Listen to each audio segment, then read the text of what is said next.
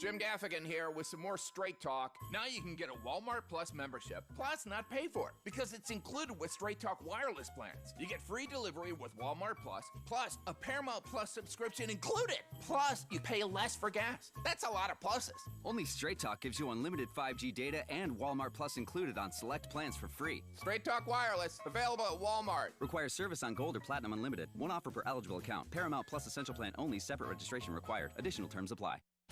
iHeartRadio goes one-on-one with Pink to talk about the time she was injured when filming the video for Trouble.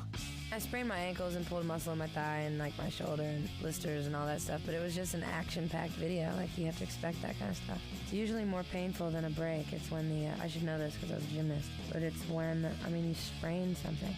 I still tumble from time to time. You know what they say? If you can't be upside down, you're holding on to things.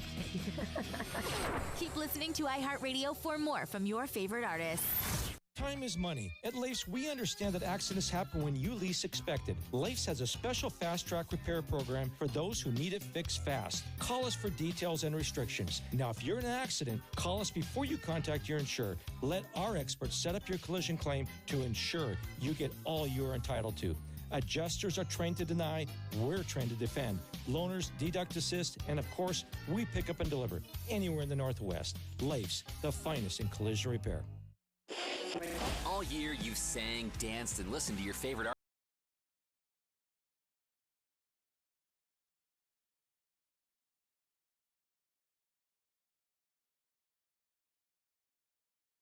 Sharing what made your neighborhood move.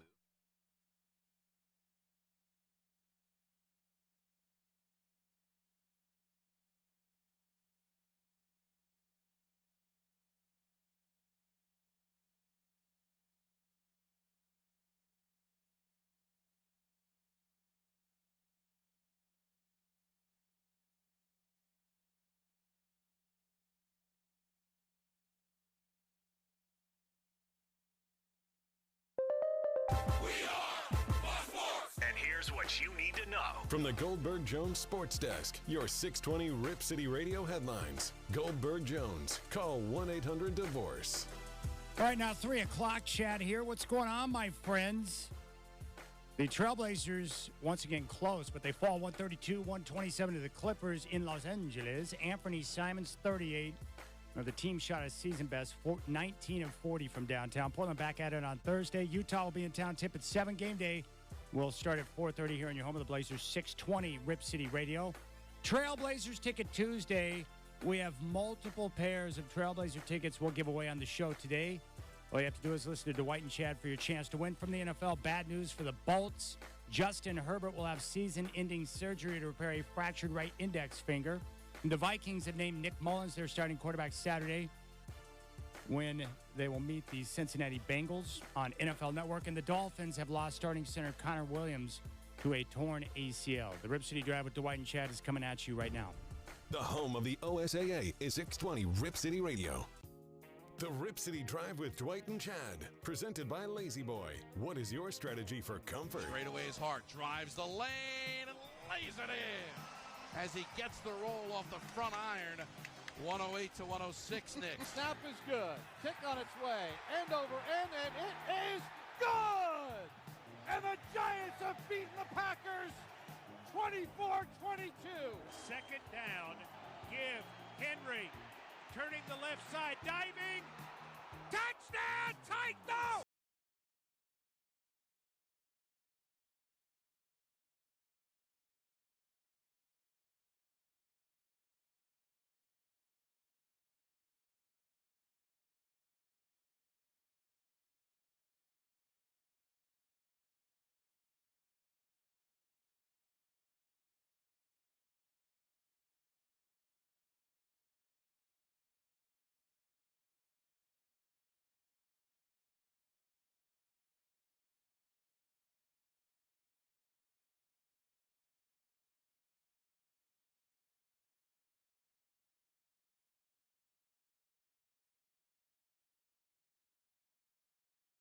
Games that were going to suck, or you and I have both thought there were games we should stay away from. They turned out to be excellent football games. And I found last night's action with both the Giants and Packers, Dolphins and Titans to be riveting. And I really enjoyed the Manning cast last night. Two very surprising finishes with the Packers falling to the Giants 24-22 on a last-second field goal. And then the Dolphins looked like they were certainly going to get a victory last night against the Titans and even up their record for the top spot in the AFC. A great come-from-behind win for the Tennessee Titans. Two terrific football games. But the story that is kind of grabbing the nation right now is the fact that the Giants were led last night by an undrafted quarterback, Tommy DeVito, who went to prep school at Don Bosco Prep, which is about a 30-minute drive from the Meadowlands, if you can believe that. Yeah. It's amazing. His family story is amazing. His agent was amazing last night, but the Giants get the win. And his story, his family story, like I cannot believe that you've got a guy named DeVito from New Jersey playing quarterback for the Giants. That's like a dream come true. And are we sure his agent isn't connected? I mean, is he like some sort of mafioso guy?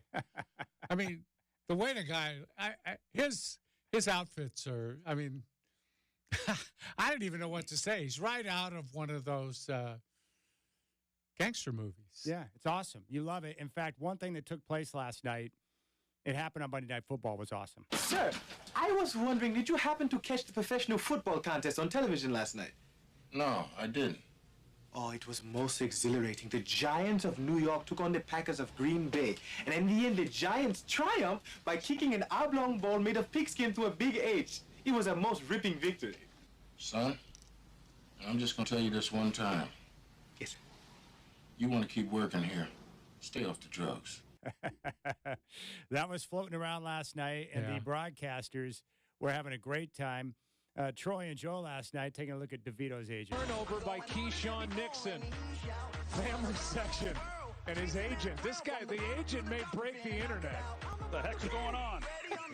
They having kisses everywhere. The Giants up 4.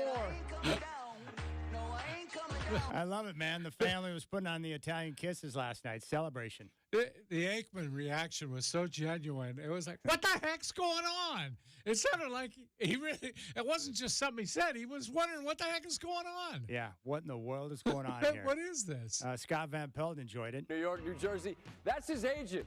That's Tommy DeVito's agent. As a guy who had an Italian grandpa from Brooklyn, I get it. That's a handsome, handsome look right there. Tommy DeVito under the bright lights of Monday Night Football trying to get the Giants their 5th victory. That's incredible. The other part that was really amazing last night is how his mom and dad were tailgating, and they set up shop and prepared an Italian feast for 300 family members and friends that came to the game. And probably a lot of people who had no connection to the family, but they were making food for everyone. Yeah, it looked like some people just wandering by. Hey, can I have one of those chicken cutlet things? That's quite a group. They kept showing him during the game, celebrating and everything. His father's a real piece of work. Owns a plumbing business. Of course. Of course he does. Yeah, of course he does. And their logo is like two guys, it looked like the Mario Brothers. You know, these two guys dressed up just like the Mario Brothers. Yeah, I was just thankful that it didn't turn out he was in the disposal business. Yeah, right. Waste management. Waste management. But, you know, the kid played well. He did. Yeah, you have to give him credit. Even his teammates said they had no idea he could run like that. He's an athlete. There's no question. He can run. Well, we saw the great corner route that he threw on the final drive to set them up in field goal range. Yeah. The poise, the presence, like you said, the mobility. In fact, I thought both quarterbacks last night, the young guys, DeVito for the Giants and then Levis for the Titans, both were in a position where they had to lead their team on final drives to set up the win. DeVito a field goal, and then Levis needed a touchdown. He took his team down there and got it. I like seeing young guys get a chance to run the 2-minute drill because that's where quarterbacks really make their name. You got to think quick, you've got to understand what's going on, and you've got to operate fast. And it makes guys uncomfortable, and yet both those guys were able to do it with no issue. Nice. Yeah, and it's pressure-packed because just one mistake, you lose the game. Yeah. The game is absolutely on the line. What was awesome on the Manning cast, they had Kirk Cousins, Vikings quarterback, who's dealing with the surgery. He's in recovery now with the Achilles. I bet he was good on there, right? I didn't see it. But. The three of them together, it was like a master class in quarterbacking. But what was cool is to get those guys' take on, because they were going back and forth between both games because it was a doubleheader. Yeah.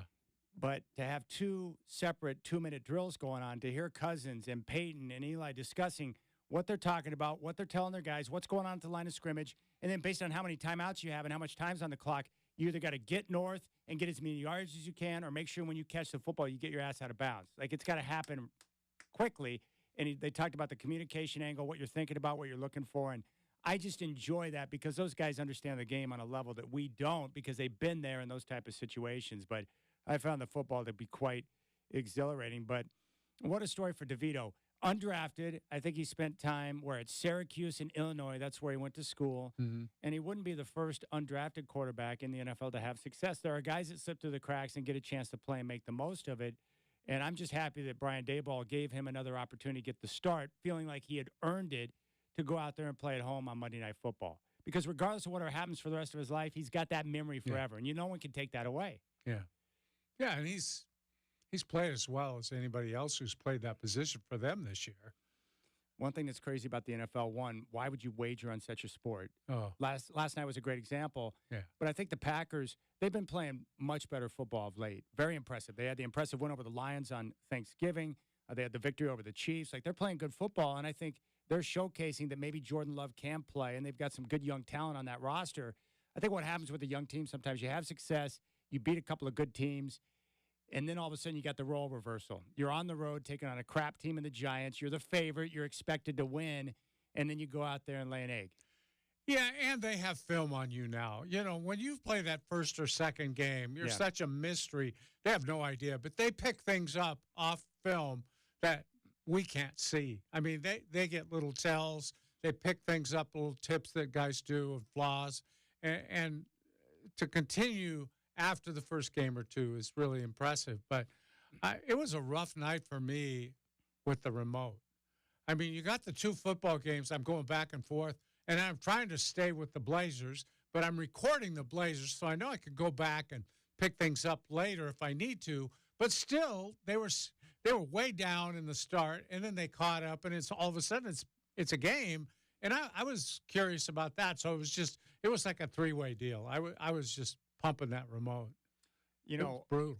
It is. A lot of work last night. It's amazing to me. We're here at a sports station. I've got one TV in the studio. I know. You should have a whole wall, right? It's a real pain, so I've got to do some finagling with the computers and different websites so I can pull up different games and be able to watch everything at the same time. I'll say this about Jordan Love. They took the loss, but that's not on him. He did his part last night. He led them down the field and scored what looked to be the game-winning touchdown. Yeah. And then for some reason, I would love to sit down with an NFL coach one day and be like, okay, give it to me. Why, when it's failed so often over the course of time, do you always go into prevent and drop guys in coverage against a young quarterback? Why? You're just giving them chunks, 15, 20 yards chunks, stopping the clock all the way down the field. Yes, because in today's game, if you start your drive out on the 25, which most teams do in that spot because they let it go in the end zone, 25 yards to get to midfield, and now with these kickers, the way they kick the football, you don't even need to go 50 yards to get in field goal range. Yeah. If you're the Cowboys, you need about 30 yards. Yeah. So that guy's incredible. What I would do, it's tough to play man in that situation because you don't want to get beat over the top.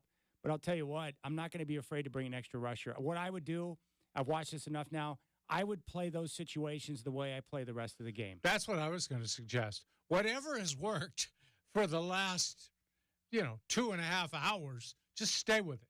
Just stay with it. Make them beat that. Yes, because I think what happens when you take an aggressive defense and then you ask them to drop back and play zone or to play prevent and keep everything in front of you, I think it takes away your aggression and you're backpedaling instead of moving forward. And so I would just play it the way I would. And if you get beat playing it your way, then so be it. Yeah, how about those times, too, where they've been pressuring the quarterback the whole game? Now it's prevent defense time. Let's just rush 3 and drop 8 in coverage. Now the guy has all night to find somebody. Most NFL quarterbacks, if you give them enough time, somebody's open. Well, the first play from Levis last night on the game-winning touchdown drive, he drops back and had 5 seconds. He was able to survey the entire field and ended up hitting Hopkins on a crosser wide open. He was able to run free, get 40-plus, and run out of bounds. And if you can start out a 2-minute drive like that, you're in phenomenal position. You've lost the game really right there, don't you think? I mean, that's it. It's brutal because now all of a sudden time is no longer a factor. You still got timeouts. You can use the middle of the field, and you only need to get about 30 yards to get your touchdown. I don't understand it. So I I thought last night was great. I love seeing young guys where it appears they're going up against a mountain, right? To get the opportunity to go out there and play like that, I thought that was pretty cool. And maybe a guy like DeVito, I don't know what he'll be as a quarterback, Godfather, but maybe he can latch on as a backup or help another team out or maybe get an opportunity to start another couple of games and see what he can do. I don't know what he is, but I know I had a lot of fun watching him. Now we know not only him, but that agent of his are going to be pretty happy in the future. He's going to make more money. Somebody's going to give him some money, even if it's just to be a backup somewhere. He's shown enough to be that. His agent had a gold bracelet on, chains, the hat. All the accoutrements, yes. He probably drives an IROC Z with a 16-band equalizer, and he wears bad cologne, probably Aqua Velva. Yeah, I was going to say maybe a Cadillac. He looked like a guy that would have a big old Cadillac. It's incredible. I mean, the internet was on fire, but that was a lot of fun last night. All right, we'll keep things rolling here on the show. When we come back, interesting decision by NBC when it comes to Al Michaels. And then we're going to talk about Shohei Ohtani. There's a lot of outrage, and we'll get in the mind of the Godfather and find out why in regards to what the Dodgers have done, signing him to a $700 million deal. It's Trailblazer Ticket Tuesday. We have a bunch of tickets to give away, and we'll give away a pair coming up next here on the Rip City Drive. It's beginning to look a lot like Christmas, and we are simply having a commercial-free sing-along time. Open the free iHeartRadio app and indulge in exclusive one-of-a-kind holiday stations and playlists for every joyful mood. Get a head start on the nice list. Open your free iHeartRadio app and search iHeart Holiday.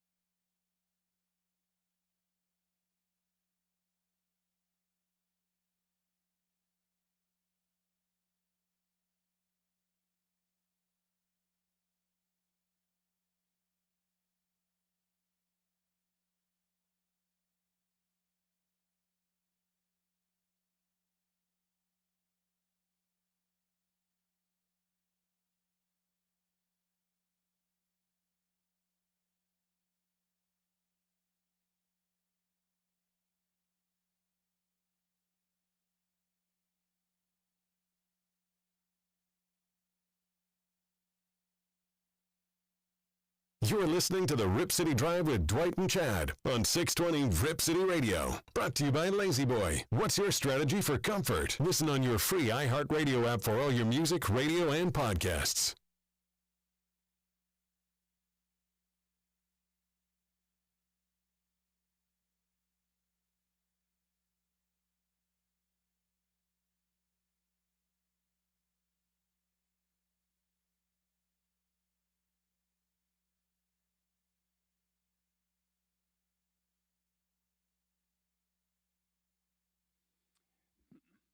All right. Multiple pairs of Trailblazer tickets to give away today. Yes! Because Dwight and I are here to help you. We care about people, and we want you to have access to free basketball, and so we're going to do that right now. And, of course, you can always take care of your Trailblazer ticket needs by going to trailblazers.com. This first pair of tickets will be for Golden State and Portland coming up on December 17th. This weekend, the tip-off is at 6 o'clock, so we'll take caller 20 right now, 503-248-0620. 503-248-0620 is your telephone number. Call now, 503-248-0620. Caller 20 will get a pair of tickets for the Warriors and Trailblazers coming up December 17th at Moda Center. 503-248-0620. Fire away with your phone calls, 503-248-0620. And be sure to listen throughout the rest of the day because we're going to have more tickets to give away. Your chance and your place to get tickets all season long on Tuesdays here on the Rip City Drive Trailblazer Ticket Tuesday. That's a good game, Golden State and Portland. I was just going to say, Chad, I know that the Warriors are struggling a little bit right now, but really, who does not want to see Steph Curry play? I mean, seriously, that's a game that anybody would want to see. The Warriors are fun to watch. I don't care if they're winning or losing or whatever. You got Draymond. He's a circus in and among himself. And you got Klay Thompson. And fun team to watch. Well, I think you and I are the same. We like to watch guys that can stroke it. And Steph Curry is one of the best to ever do it. Watching him shoot from distance is fun. Yeah, it is. Now, I could do without him shimmying up and down the floor acting a fool, but I'll take the good and the bad, I guess, when it comes to Steph Curry. Well, and Draymond's always entertaining. You can't say he isn't. No, he's terrific. He understands it's an entertainment business number one. Yeah, he's there to put on a show. Yeah, and he has no problem with that, which is nice. I do want to mention this, a bit of a surprise, or maybe after last year, maybe not too much of a surprise, but NBC has decided to pass on Al Michaels for their playoff coverage this year. Al Michaels is 79. He's the greatest broadcaster of all time to do it on TV. He's done all sports. He's been great at every single sport he's done. Al Michaels is awesome. We all agree on that. I love Al. You love Al. Mm-hmm. And he's been a part of all the key sporting events throughout the course of my life and your life. He's the soundtrack. He's part of it, of my life. Yeah. Your favorite call ever from Al Michaels. Yeah.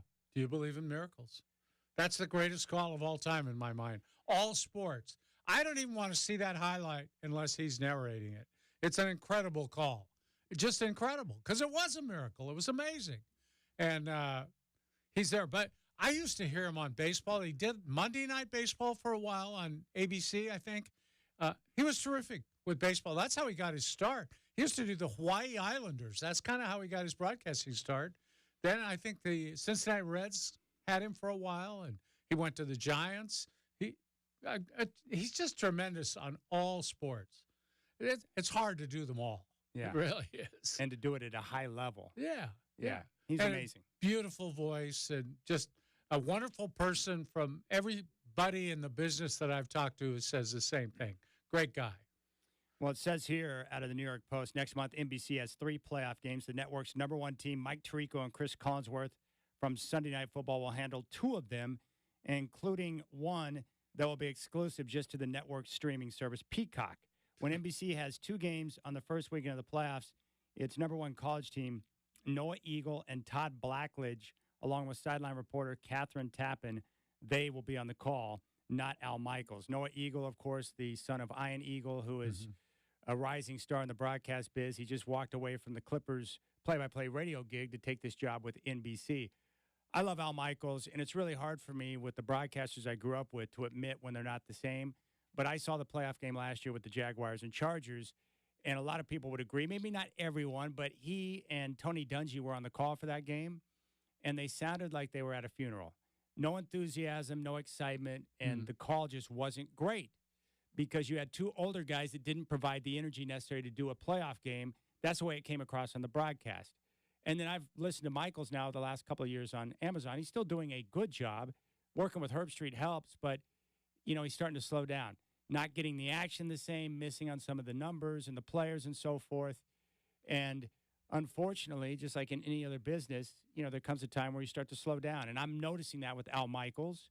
So why not make the move now to go to someone younger who can come in and bring more energy to the broadcast? Do you think he's slowing down because after all these years, he doesn't eat vegetables? You think that's the cause? I have no idea. Did you know that? I knew he was not a vegetable guy. He doesn't eat them at all, from what I understand. He goes out almost every night. He's got his steak places he goes to, has a beautiful, thick steak, maybe a little baked potato alongside of it, and that's it. Maybe a little dessert once in a while, but he's a steak man. Would you have put Michaels in there because he's Al Michaels? How would you have handled that if you're NBC? If I'm NBC, my choice would be talking to Al. If he wants to do the game, he does the game. He's earned that over time. Then in the offseason, give him a game or two. In the offseason, you have a talk. We think this. Curious what you think. Maybe you can pick it up a little bit. Or is it better for you to leave now on a good note, retire, don't make us take you off the games? I don't like the idea that he's being left out this year. That this doesn't sit well with me because I think it might hurt him a little bit.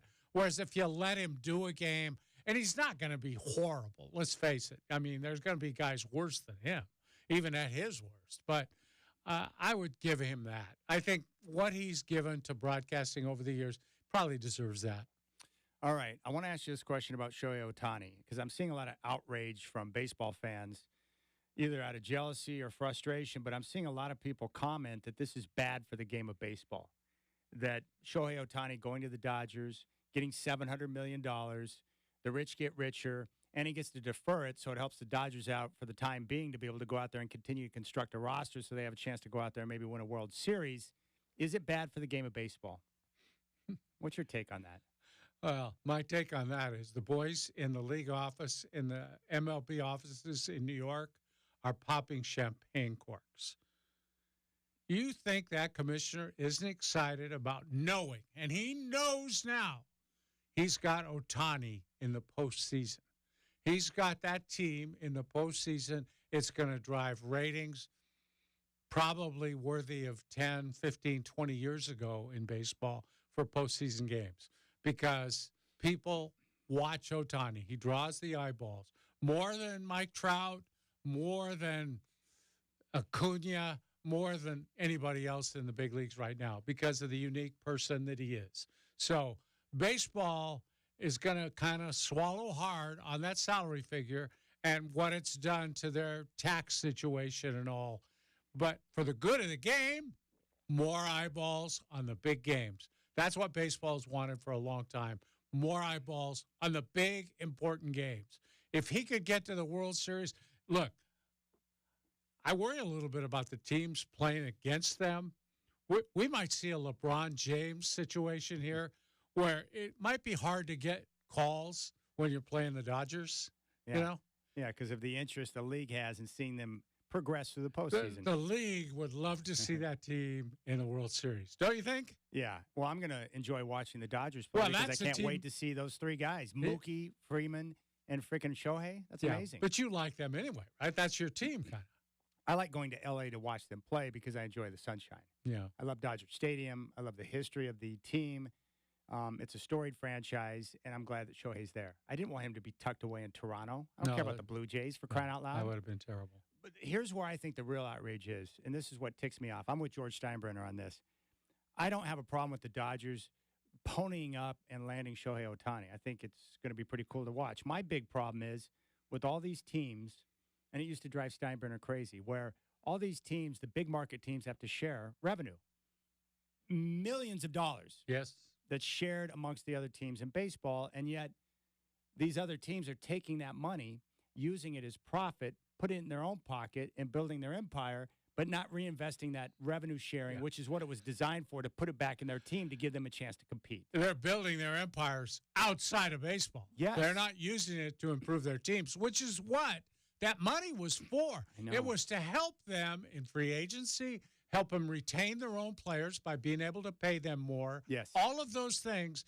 And you have an owner in Oakland who for years hasn't done that. He just pockets the money. And what's he do? He's a real estate guy, right? They invest in real estate and set themselves up in other business ventures. And that's my problem. If you're going to force these big market teams to pay into a pool that you share with the rest of the teams, then you should require them to invest in their baseball teams, because I think that's the part that's embarrassing to me. Don't cry foul when the Dodgers go out and they're willing to spend big to bring in a guy like Shohei if you're not going to take some of that revenue to reinvest in your team to have a product that's acceptable on the field that fans want to come see. That part drives me crazy. That, to me, is the outrage in baseball, not the fact that Dodgers are rich and can afford a guy like Ohtani. I hate these small market teams like the A's who go cheap, put the money in their own pockets, and don't reinvest in the team. To me, that's the travesty in all of this. Yeah, and, I think the fan base that's really upset the most is the Mets fan base, because Cohen, their owner, has spent money, has promised he will spend money, but he wasn't in on this one. And I don't think it was his fault. I think this was a cinch. It was locked up from the start. He was going to go to the Dodgers. The rest of this was window dressing. Yeah. It was just BS, okay? He was going to the Dodgers. He doesn't have to move out of the house he's in. He loves the weather, and they win. He said he wanted to win. They've been in the postseason 11 years in a row now, I think. Yeah, that's where you go if you want to win. That's what it's about. You mentioned something the other day where you were talking about how, I think it was with the Mariners, not this past season, but a year before when Rodriguez really started to emerge as a star. You said that's exactly what they need. They need a bell cow to bring fans into the stadium. Right. Well, you know what? You were right, because I started watching Mariner games and tuning in because I wanted to see Julio, to see what Rodriguez could do and what he could do for the Mariners. And so far, it's been fun to watch. Then they aren't willing to spend the money to surround him with the right people, though, because one guy can't do it in baseball. That's right. But with the Dodgers, I'll tune in and watch them, or I'll go to their games because I want to see Freeman, Mookie Betts, and now Shohei. Absolutely. Me too. I watch their games. I'm not a Dodger fan, but I watch their games. When the Giants had Mad Bum and Buster and that crew, I would watch their games because I was fascinated by the characters. So I'm drawn into the teams with the big names. And so I can understand why you'd want to spend and invest in those type of players, because I'll watch you. If you've got big name players that I know can mash it out of the park or can be a wizard on the bump, I'll tune in and watch you play because I like star power, right? That's what it's all about. So I understand why they're doing it. It draws me in, and I know it does you too. Yeah. Well, all sports are that way, really. It's not just baseball. That's why we complain about the quarterback play in the NFL, and we don't want to see guys get hurt and go down. Yeah, for sure. And it's a problem this year. But I think it's going to be a marriage made in heaven. I think the Dodgers are going to go on the road and be huge drawing cards. They're going to sell out every ballpark in the big leagues. They may set records in attendance, and that would be saying a lot for their franchise this coming season. Yeah. Well, you won't be able to buy a ticket this year. Every game's sold out, right? Yeah, it's going to be wild. So I'm excited. But that's it. That's the real travesty. I hate these teams that do not reinvest in their teams. So do you think it's bad for baseball? Is it bad for baseball that only a few teams can afford someone like Shohei? How can you fix that? There's probably no way to fix that, right? Well, they could get a salary cap.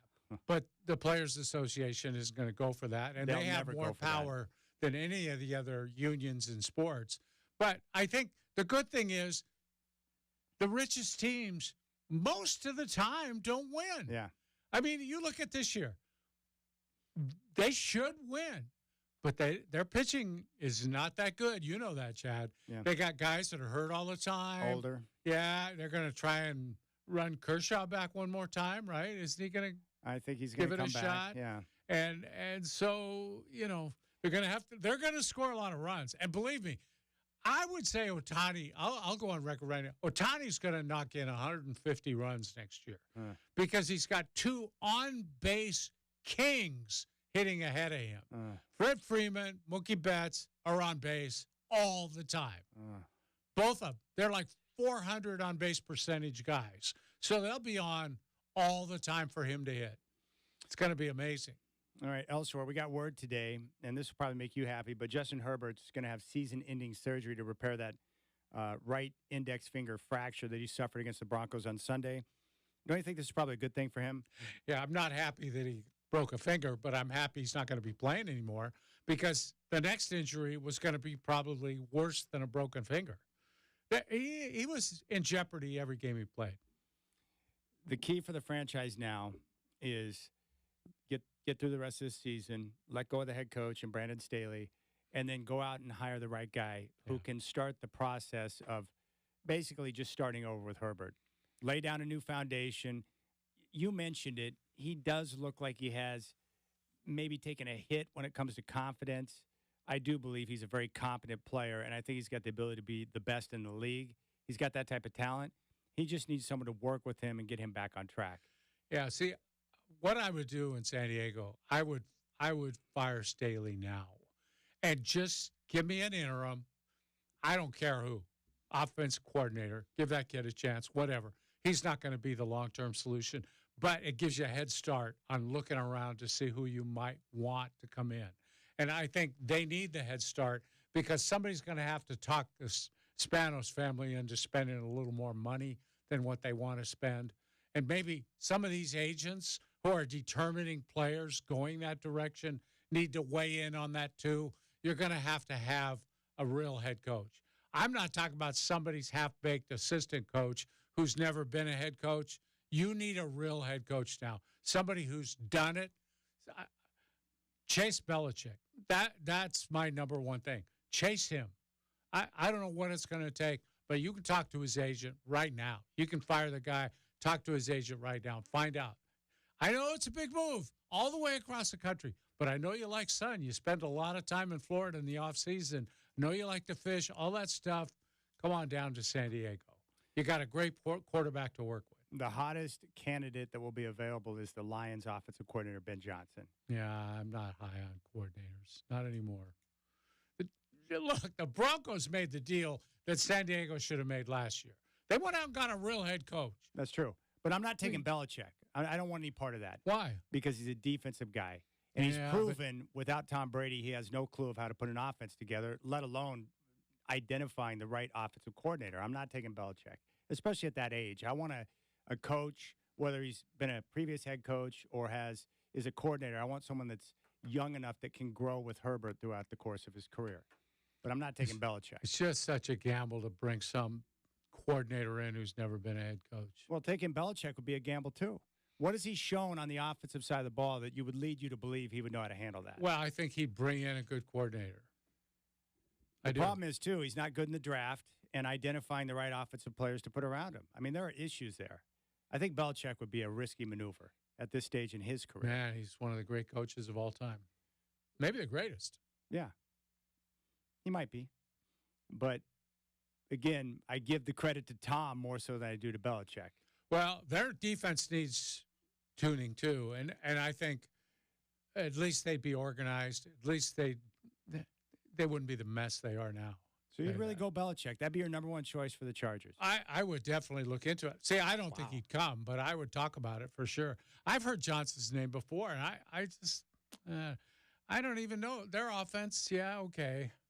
I don't know. Can you pry another head coach away from where he is now, who's disgruntled because he doesn't have a quarterback, he hasn't had success, whatever?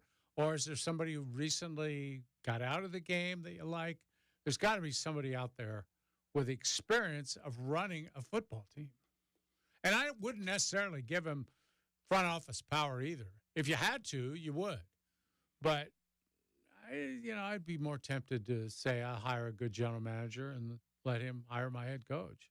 It's probably going to be Ben Johnson. That's probably who it will be because the Chargers aren't going to want to pay the price that would be required for an established head coach. They had their chance to get Sean Payton. They blew it. And I'm thankful for that because look at what he's done in his first year with Denver. 1-5 to now 7-6 and likely going to be a playoff team. They had their chance. But right now, just of candidates available, Ben Johnson is will be the hottest guy on the list of candidates who will be interviewing. And you're probably going to have 9 or 10 openings across the league, too. I just want Herbert to have some stability in the coaching ranks so that team can move forward, because they shouldn't be struggling like they are right now with a quarterback like Herbert. Yeah, I'll give Herbert the benefit of the doubt, too. I think he's a victim of circumstance more than he is poor play. Yeah. But if they don't protect him any better than they are now, he's going to have a short career. All right. Rip City Radio and Holt Homes want to pay your mortgage or rent in 2024. You can win up to $18,000 to help offset those monthly payments in home for the holiday sweepstakes. Enter today at ripcityradio.com. Powered by Holt Homes, built for the Pacific Northwest.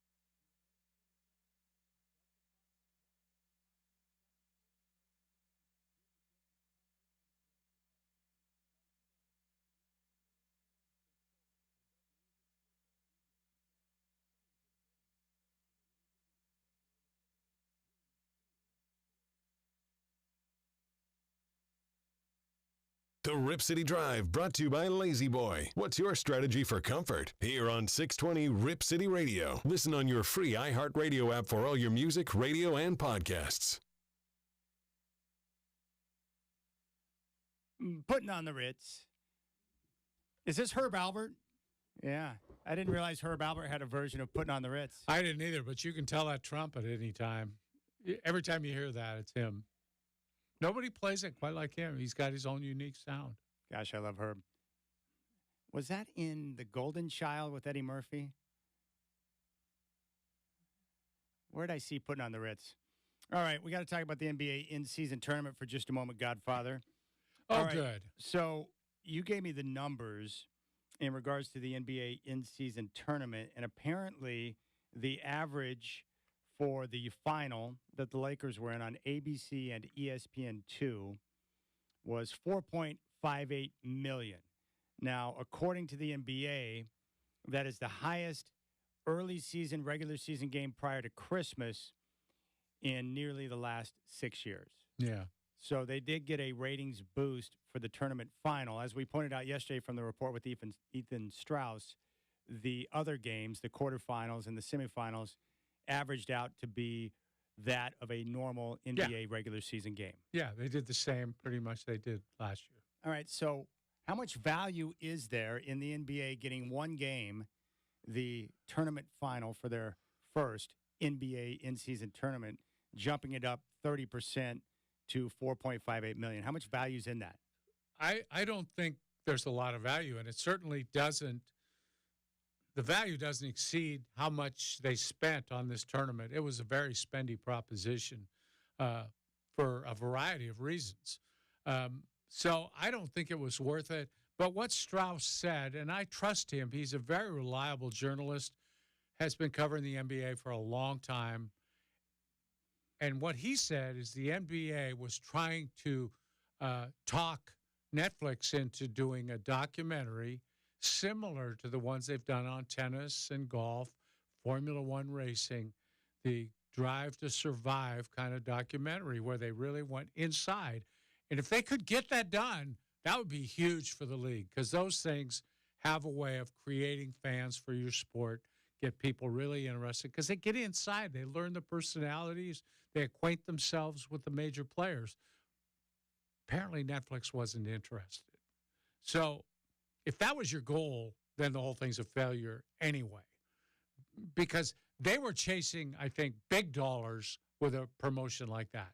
If they could have gotten that done, Chad, I think it would have been worth a lot of money to every single franchise in the league. It would have really hyped interest.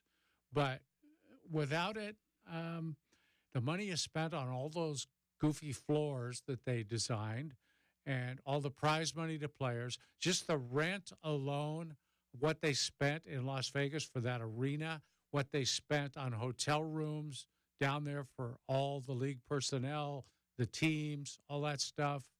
A lot of money involved. They spent a lot of money for this, for just, 30% more viewers than they would have gotten for just an average game that cost them nothing. So what is the end goal? So the end goal, hopefully for Adam Silver, would be to have a network, a streaming service, somebody step up and pay a sizable chunk of change to have the rights to the in-season tournament games. Is that kind of what he was looking at? Either the games or just a documentary based on the chase for those games, for the championship. I mean, hockey is done. You know, hockey has the Midwinter Classic. Yeah. They play outdoors. They do a documentary on that every year with the two teams leading up to the game. So the documentary on the in-season tournament would not have been a one-year deal. It would have been a documentary every single year for the tournament? You would hope that they would go along with that, just as Formula One comes out every year with a new version of that season. So you would hope that that would happen, I guess. But they're also just looking to create more value for the pre-Christmas games, which people, the casuals don't care about. The NBA fans watch them all anyway. They watch games all times of the year. Yeah. They're trying to get more casual fans into the games. I'll watch the Lakers in a in-season tournament final because I want to watch AD and LeBron. Right. Not because I care about the in-season tournament. Exactly. And I think that was an interesting game because they had Halliburton on the other side, who has caught the imagination of a lot of NBA fans. I guess the part for me, I don't know what the right word is or how to say it to where it makes sense. There's something that's involved in high-stakes sporting events, whether it's high stakes or, I don't know the word, but urgency. Like, for instance, when I watch the NFL, like when I watch the Broncos play, right now, every single game throughout the course of their season has great meaning because if they lose, they could possibly be screwed out of a playoff spot. So that, knowing that going into a game makes me want to watch it because of what's at stake, right? That means something to me. NBA playoff games, you lose one game at home and you could be screwed in your playoff series. Yeah. There's urgency there. With the in-season tournament, it doesn't do anything for me because I know that whether you win the in-season tournament games or you lose them, it doesn't matter because you're going to get towards the trade deadline when games really start to matter on that playoff push, and then we start to see how things shape up for the playoff race. You know what I'm saying? There's no urgency for those games. That's why I don't care. I totally think you're right. I think you hit on something, too. They tried to say after pool play, it was one and done, just like the NCAA tournament. You lose, you're out. Well, okay, but what are you out of? Who cares? You know, that's right. You're not out of anything anybody cares about. That's right. That's why the college football playoff is great. These 4 teams that are in, if they don't play well coming up on New Year's Day, they're screwed. It's do or die. Do or die. In the NCAA tournament, it's do or die. Mm-hmm. You can have the best record. You can go undefeated throughout the regular season. You show up on tournament day and not ready to go and you lose, you're done. That reality creates great drama because there's something truly at stake, right? It's why we watch NFL playoff games. Great quarterback can have a bad day, go home, and it's a disaster for the franchise. That having those stakes and knowing that there's a great loss possibly makes the game so exciting. But with the in-season tournament, there's nothing at stake. Okay, so they go home. All right, we'll go home and get some rest and get ready for our next game. Exactly. Who needs it? You know, it's like, do you want to play that extra game or not? I don't know that anybody wants to play it. Yeah, I don't. You know that stats from the championship game, they don't even count. No, it doesn't count on the standings either. What? There's really nothing at stake. Yeah. Who cares? Oh, crap. We only get $250,000 for losing? Oh, I'm still good. And don't think that guys don't play for stats. I mean, it's a big part of the whole thing. I know for a fact from my boy Herm, who worked courtside for years doing stats for TV for the opposing teams that would come in. There were players, specific players, who would come by at halftime, grab a stat sheet from his stack, take a look at it, examine what's going on, and then go back out on the floor and get warmed up for the second half. Oh, I saw that when I was sitting courtside. They used to come by and say, you missed an assist. I threw him, you know, or, hey, that block shot was mine, okay? You gave it to so-and-so. I had that. Used to get that all the time. Oh, my goodness. All right, we'll keep things rolling here on the show. Our man, Colin Amos, is going to stop by at 4:20 to answer your questions. And then we'll talk with Sean Hike and Rose Garden Report at 5:20. But when we come back, we'll get back to Monday Night Football with the Dolphins and Titans. What do we know about the Dolphins?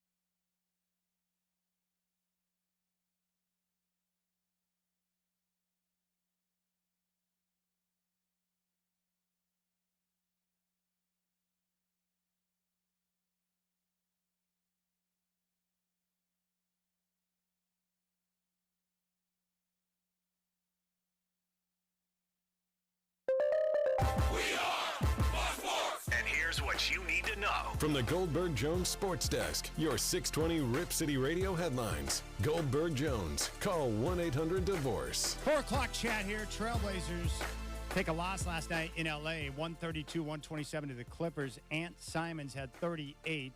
The team shot a season-best 19 of 40 from three. They're back at it Thursday. They'll be at Moda Center taking on Utah. Tip at 7, game day at 4:30 here on 620 Rip City Radio. We'll talk Blazers with Sean Hike and Rose Garden Report at 5:20. And it's Trailblazers Ticket Tuesday. Multiple pairs of tickets to give away on the show today. Just listen to Dwight and Chad for your chance to win. Bad news for the Lightning Bolts. Justin Herbert will have season-ending surgery to repair his fractured right index finger. Vikings have named Nick Mullins their starting quarterback Saturday when they meet the Bengals. And the Dolphins have lost starting center Connor Williams to a torn ACL. We'll talk more Monday Night Football coming up next on the Rip City Drive with Dwight and Chad. The home of the OSAA is 620 Rip City Radio. The Rip City Drive with Dwight and Chad, presented by Lazy Boy. What is your strategy for comfort?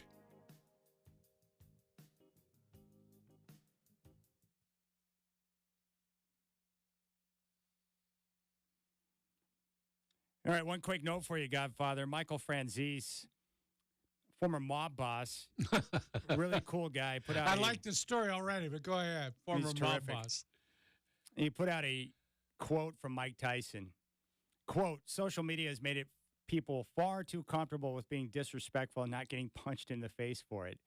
That's a good quote from Iron Mike. I am surprised at the things people will communicate to others on social media, things they would never say to your face. Yes, constantly. We both see a little bit of that, often from an anonymous source. You have no idea who it is, but they can't wait to say something really nasty to you. I've only got one person in my life that tries to defend me. It's my mom. Why did they say that about you? Well, Mom, it was just a joke. You understand. Well, they shouldn't be saying that. It's not very nice. Well, welcome to the world. When my wife got her first look at my Twitter account a few years ago, she was upset. She couldn't believe it. So how do you put up with that? Yeah. What's going on? I said, I've been putting up with it for a decade now. Yeah, it's classic. I find it humorous most of the time. Yeah, I agree. It's not real life. It's just, it's its own world, and you just got to take it for what it is.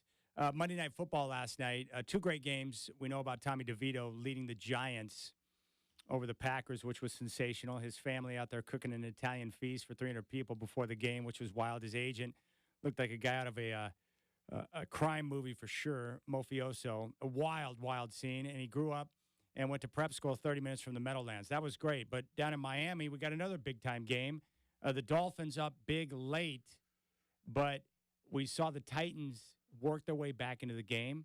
They got a touchdown late to cut it to a 1-score game. They elected to go for 2, and before you know it, it's 27-21.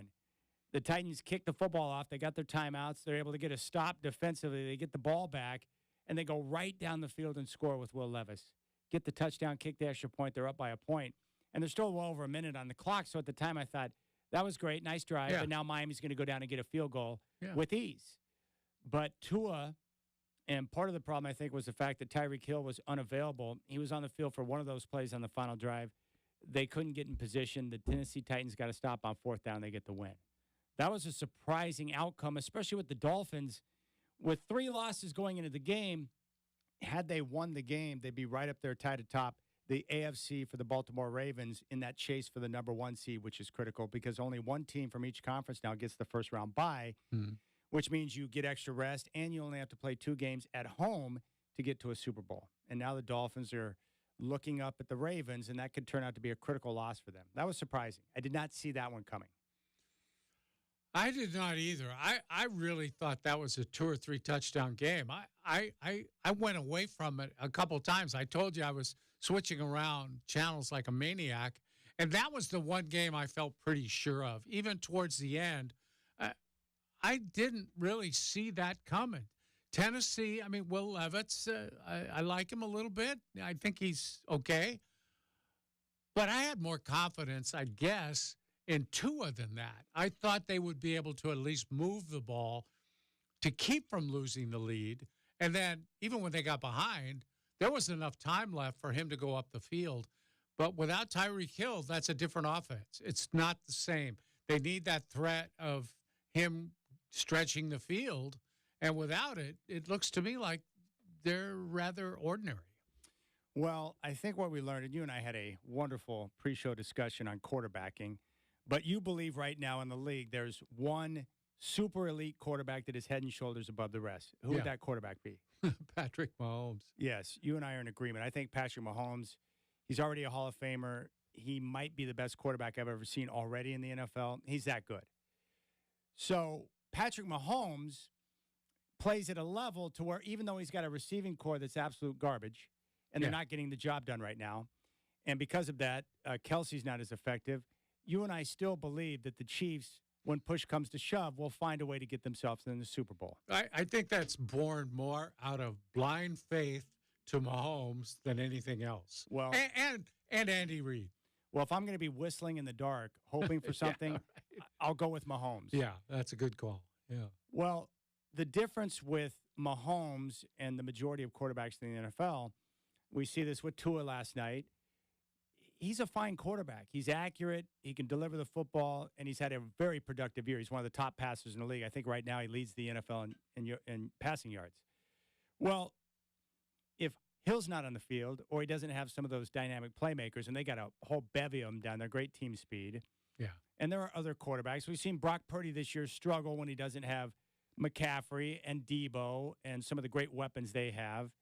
These are when these quarterbacks, you start to see some of the limitations that come into play. Right. Where they're still okay, but if they don't have those great playmakers, there's suddenly you start to realize, like, oh, he's not Patrick Mahomes. He's good. He's highly productive, but without those key players around him, he's not the same quarterback. My guess is when you're playing the Dolphins, Tyreek Hill's the one player that no team has an answer for. And it scares you into playing defenses you don't want to play. You're trying to protect over the top. But when he's not on the field, the Titans all of a sudden said, hey, we can do this. Yeah, the elite speed that Hill has is just unmatched in anybody's secondary, it appears. I don't know that anybody has someone who can run with him. No. And when you have a guy like that, it's just a matter of whether the quarterback can throw the ball far enough, to be out in front of him to where he can catch it. And to do that, you have to tee it up early. I mean, you have to unload that thing because by the time it gets there, he's going to be another 20 yards down the field. It's an incredible situation, but their chemistry is terrific. I wasn't a believer till this year, but man, oh man, they have great chemistry. He sees him. He knows where to throw it. I think Tyreek Hill, to me, is in the MVP conversation just because we saw how bad that team is without him last night. He's without question in the MVP conversation. Yeah, I'm not saying he's going to win it because quarterbacks always do. But. Yeah, he won't win because he's not a quarterback, but but he has a chance to go over 2,000 yards, which would be unbelievable. Yeah. So, and with Tua, he's not an iron deer standing back there in the pocket, but he's not as mobile as some of the other quarterbacks we see in the league like Russ or Patrick Mahomes or guys who can truly, when need to, extend plays or pick up first downs with their legs. And we saw that towards the end of the game where Tua looked like he had some creases where he could have picked up a first down but was unable to get the job done. Yeah, Chad, I think I misjudged early with him. Because of his size, I thought he would be more athletic because, the smaller guys usually are quicker. They're faster. He's really not that. He's not that athletic. It doesn't appear. At least he's not showing it now. No, the reason why he's able to have success is because he does the most important things well. He processes quick, and he delivers the football accurately. He's very accurate, yeah. That's really what coaches want more than anything. Process quick, on time, and on target with the football. And he does that well, but when you don't have Tyreek and some of the other playmakers, you see some of the limitations. But here's my problem with the Dolphins, Godfather, and I would use the comparison with the Oregon Ducks. If you look at the Ducks season as a whole, you look back on it now, you're like, wait a second. They lost to Washington twice. Who'd they really beat? Nobody. Yeah, you could say Oregon State, but by the time they got to Oregon State, I think a lot of things had happened to Oregon State. Yeah, so the reality is you look at their schedule like, okay, they beat Texas Tech on the road. Yeah. They won at Utah, who was devastated by injury. And they beat Oregon State that wasn't focused on the game because their coach was about to bail town. I'm not taking shots at the Ducks. I'm just saying that you look at them now and you realize, like, they feasted on an easy schedule. Take a look at the Dolphins, for instance. Here are their wins this year. The Chargers, the Patriots, the Broncos, Giants, Panthers, Patriots, Raiders, Jets, Commanders. They haven't beaten anybody. The only team they have beaten with a winning record is the Denver Broncos. But the team that they played early in the season is not the same Denver Bronco team that we're seeing today. So just look at their schedule. They haven't beaten the best competition. Their losses so far this year, they lose to the Titans last night. They lose to the Chiefs, the Eagles, and the Bills. So the teams they've played, the better competition, they have not gotten over the top, but they've feasted on a schedule that's very favorable. That's what they are. So I guess when we're looking at the hierarchy in the AFC, I don't consider the Dolphins a legitimate Super Bowl contender the way I look at the Chiefs and the Ravens. That's just how I shape it up. It's not a knock on them. I just haven't seen enough to believe that they have everything that it takes to win a championship. Totally on board with that. Totally on board. And I think we've seen, too, their defense is probably not playoff quality. Let's put it that way. They're not, against the good teams, they're not getting a lot of stops. So, as a Bronco fan, I'm looking at some of these teams. I'm like, if the Broncos get into the wild card, who would I want them to face? The Kansas City Chiefs, as currently constructed. Maybe they beat them once. Or the Dolphins having the desire to get revenge for the 70 burger they dropped on you with a team that has not beaten real competition this year. The best teams. You'd love a rematch with them, wouldn't you? Yeah, if I'm a member of that team, I would like, okay, let us get a rematch with the new players and the personnel we have on defense. And now that we know what our identity is, give us another shot at that team to see if we can have a better performance. You know, that's the way I would look at that. If I'm a wild card team getting ready to take on the Dolphins, I'm like, wait a second. They can kill you with their speed, but they're not an insurmountable force. You can get through them. Yeah, and I would say with that, lesser of 2, 3 evils, right? I mean, the other options you have to play, you don't want any part of Kansas City in the playoffs, do you? No. I mean, I wouldn't. No, I still think that's the one team you don't want to face. Because the Chiefs, the difference with Kansas City this year is that they're going to have to play on the road. They're probably not going to get the 1 seed. So for the first time ever, Patrick Mahomes is going to experience a road playoff game. Yeah, I'm going to lean Kansas City when it comes to them having to go on the road because I trust Mahomes that much. I really do. And I think that's why this year is so important for Lamar, because if they get the 1 seed and they fail to get there because they can't move the chains through the air the way you need to, it's going to be a big moment for Lamar to legitimize himself as one of the top quarterbacks in the NFL. Think you will? I don't know. I really like him, so I'm rooting for him because I really like Lamar, what he stands for, the way he works, the type of teammate he is, what he means to that town. I like everything about him.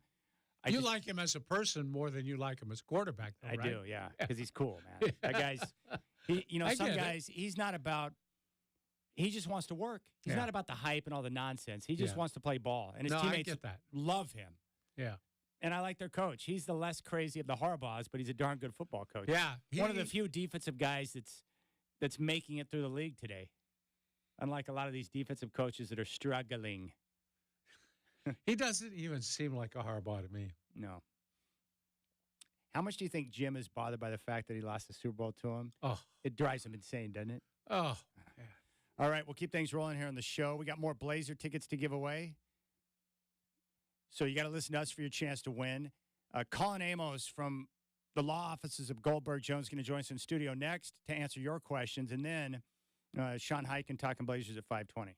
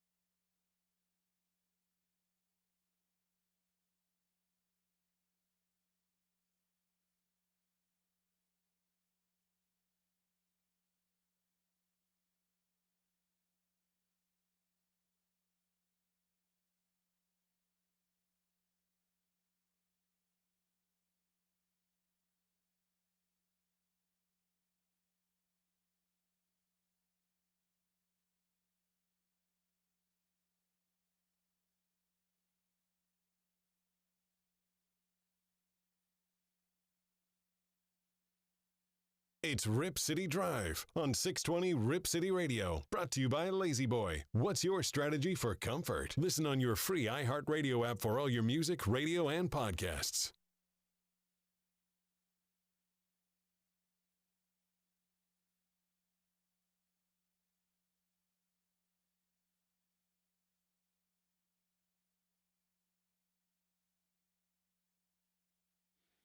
All right, Rip City Drive. It's our monthly conversation with Colin Amos from the law offices of Goldberg and Jones.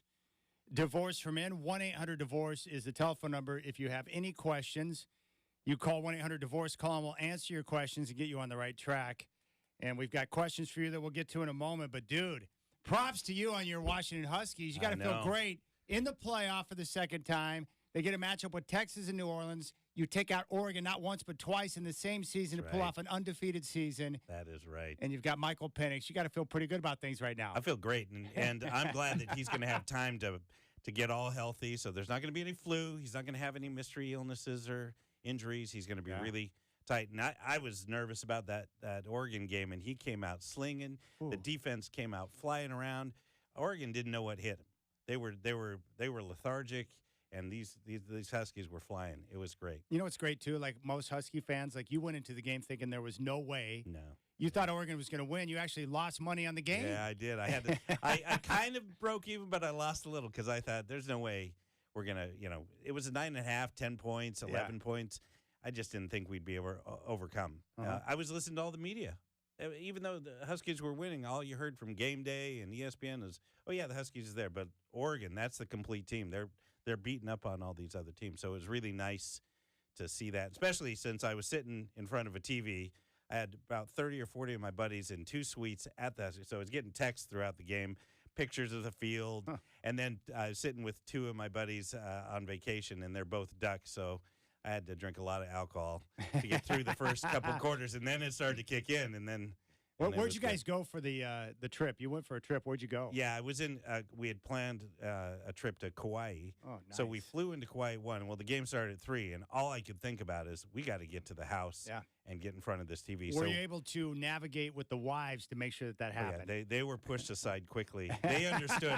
Luckily, they knew that this was I had 3 guys. We can't jack around. No, we cannot mess around. We're not going to go shopping except to the liquor store. So we went straight to the Big Save, which is the Fred Meyer of Kauai. Went right and got the liquor store, and then got there 20 minutes before game time, poured a drink, and off we went. That's great. You got to love, what are they getting now, like 4 points against Texas? Yeah, it's 4. I got a 4.5, so I took that, and then it went to 4. It's just sitting at 4, and I just think the wrong team is favored. I'm not being a hometown guy. I just think that Texas is not going to know what hit them. And just having Sark, just because he was a Husky, doesn't mean he knows what's going on. No, not with this group. We got the coach of the year. We got the coach of the year coaching this team. So. Yeah, I was telling Dwight, I was talking with a guy who used to be an NFL scout who was trying to get more intel on Kalen DeBoer. And so he talked to a couple of his players that he had in, I think, Sioux Falls. And what they told him was they used to laugh amongst each other because they're like, why is this guy coaching us? He's too good for us. They knew that he was too good. Nice. And they were not surprised to see him move on to bigger and better things and do what he's doing now because they were coached by him. They're like, they knew at that time he was high level. And that's showing up. I'm glad we're now in the Big 12 because if we weren't in the Big 12, I'd be nervous that we'd lose them. And so Lanning, too. Big 10, you mean? I mean, Big 18. Yeah, the Big 18. Big 20 or whatever it is. It's big. That's right. It's big. It's big. But, hey, I got a question. Yes. You guys may know this is where I go for all my sports info, insider information, because Oregon is playing Liberty, right? And so I thought that was a weird combo and kind of feel a little bit bad for Oregon because it's not the best pick, like who's Liberty. Although I really like Liberty. I watched them throughout the whole season. They're a fun team, and they were undefeated. But the line there was 16. Came out, it was minus 16. And I'm thought, okay, that's a pretty hefty line. And then Bo Nix, we knew Bo Nix was going to play, and still it stayed at 16 until 2 days ago, and all of a sudden went to 18 and a half.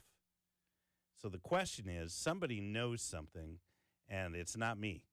And so I'm wondering if the quarterback for, Liberty maybe won't play. Somebody in the inside, that's a 2.5 point above the key number of 17. So I'm wondering if somebody out there, those sharps out there in your listening audience, knows something that I don't know.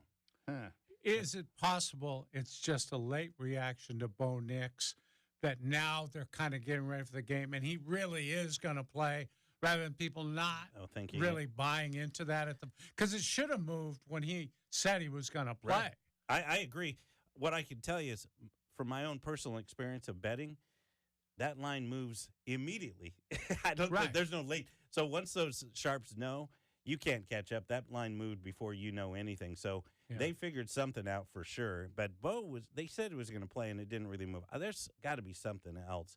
Maybe it is a late reaction. They're just thinking it's just Oregon is just too high-powered for Liberty. But that's a big line. That's a big spread. What interests me about this game, when I look at bowl games and I try to prognosticate, I always look at, who's got the motivation and the desire to really be in that game.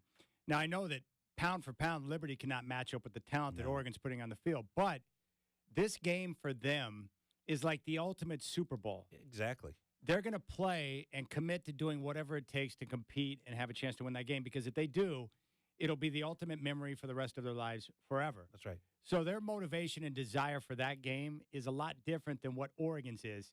So what I'm wondering is, with Bo Nix playing, that obviously is huge for Oregon, but I just wonder what's the edge or the focus or the desire to really go out there and pound Liberty? I'm on Liberty. I just think Oregon, they can't win this game. If they win, they're supposed to win. If they lose, how can you lose to Liberty? Everybody's like, why are you playing Liberty? There was better. And so I don't think they're going to really show up. That's just my feeling. And no matter what the coaches say, the players, it's like it's the Fiesta Bowl. Who gives a rip? Yeah. Especially for a team that thought they were going to the playoff. I agree. So I like Liberty. I agree with you. I think Liberty's going to come out with their hair on fire. They're going to play. They're going to play hard. So it'll be a fun game. More fun probably than the line suggests. But I'm on Liberty, and I'll take I'm not going Liberty money line, but I'll take the 18.5. Oh, my goodness. It's going to be good. Colin Amos, law office of Goldberg and Jones in studio. All right, here's the first question we got for you today, Colin. Does it matter where you file for divorce? How is jurisdiction decided? Yeah, it does matter. Every state is very different. I mean, Oregon, Washington, California, just on the issue of, say, spousal support, very different. California, you could be married 10 years, and they say indefinite spousal support. Oregon, half the length of the time you were married.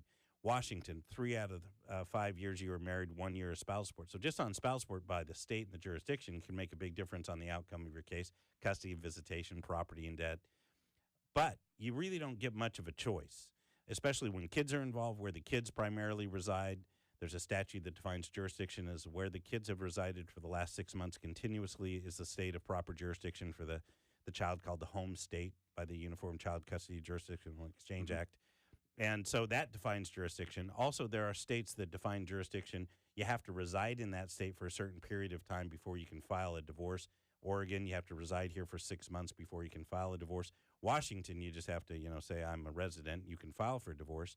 But then we still have personal jurisdiction over the individual in all the states under the Constitution. You can't be subjected to jurisdiction in a particular state unless you have a connection with that state. So if your wife moves to, Oregon and you live in Kansas, just because she's lived there for 6 months doesn't mean she can subject you to Oregon law unless you have had some connection with that state. So there's all sorts of these jurisdictional issues that we have to deal with before we even get to who gets what and who's getting custody and how much spousal support. So it's an important question. Okay, Colin, what's the best way to proceed if your ex won't follow court orders? You mean people don't do what they're supposed to do? I laughed out loud at this question. Yeah, you've experienced this. Yes. Like, all right, it's a gray area, this court order. But the reality of it is, and unfortunately or fortunately, you have a set of rules. So a court order is a set of rules that's signed by the judge, says everybody has to follow these rules. And hopefully you did a good job when you went through the divorce. Either your attorney drafted good, specific, detailed rules. No loopholes. No loopholes.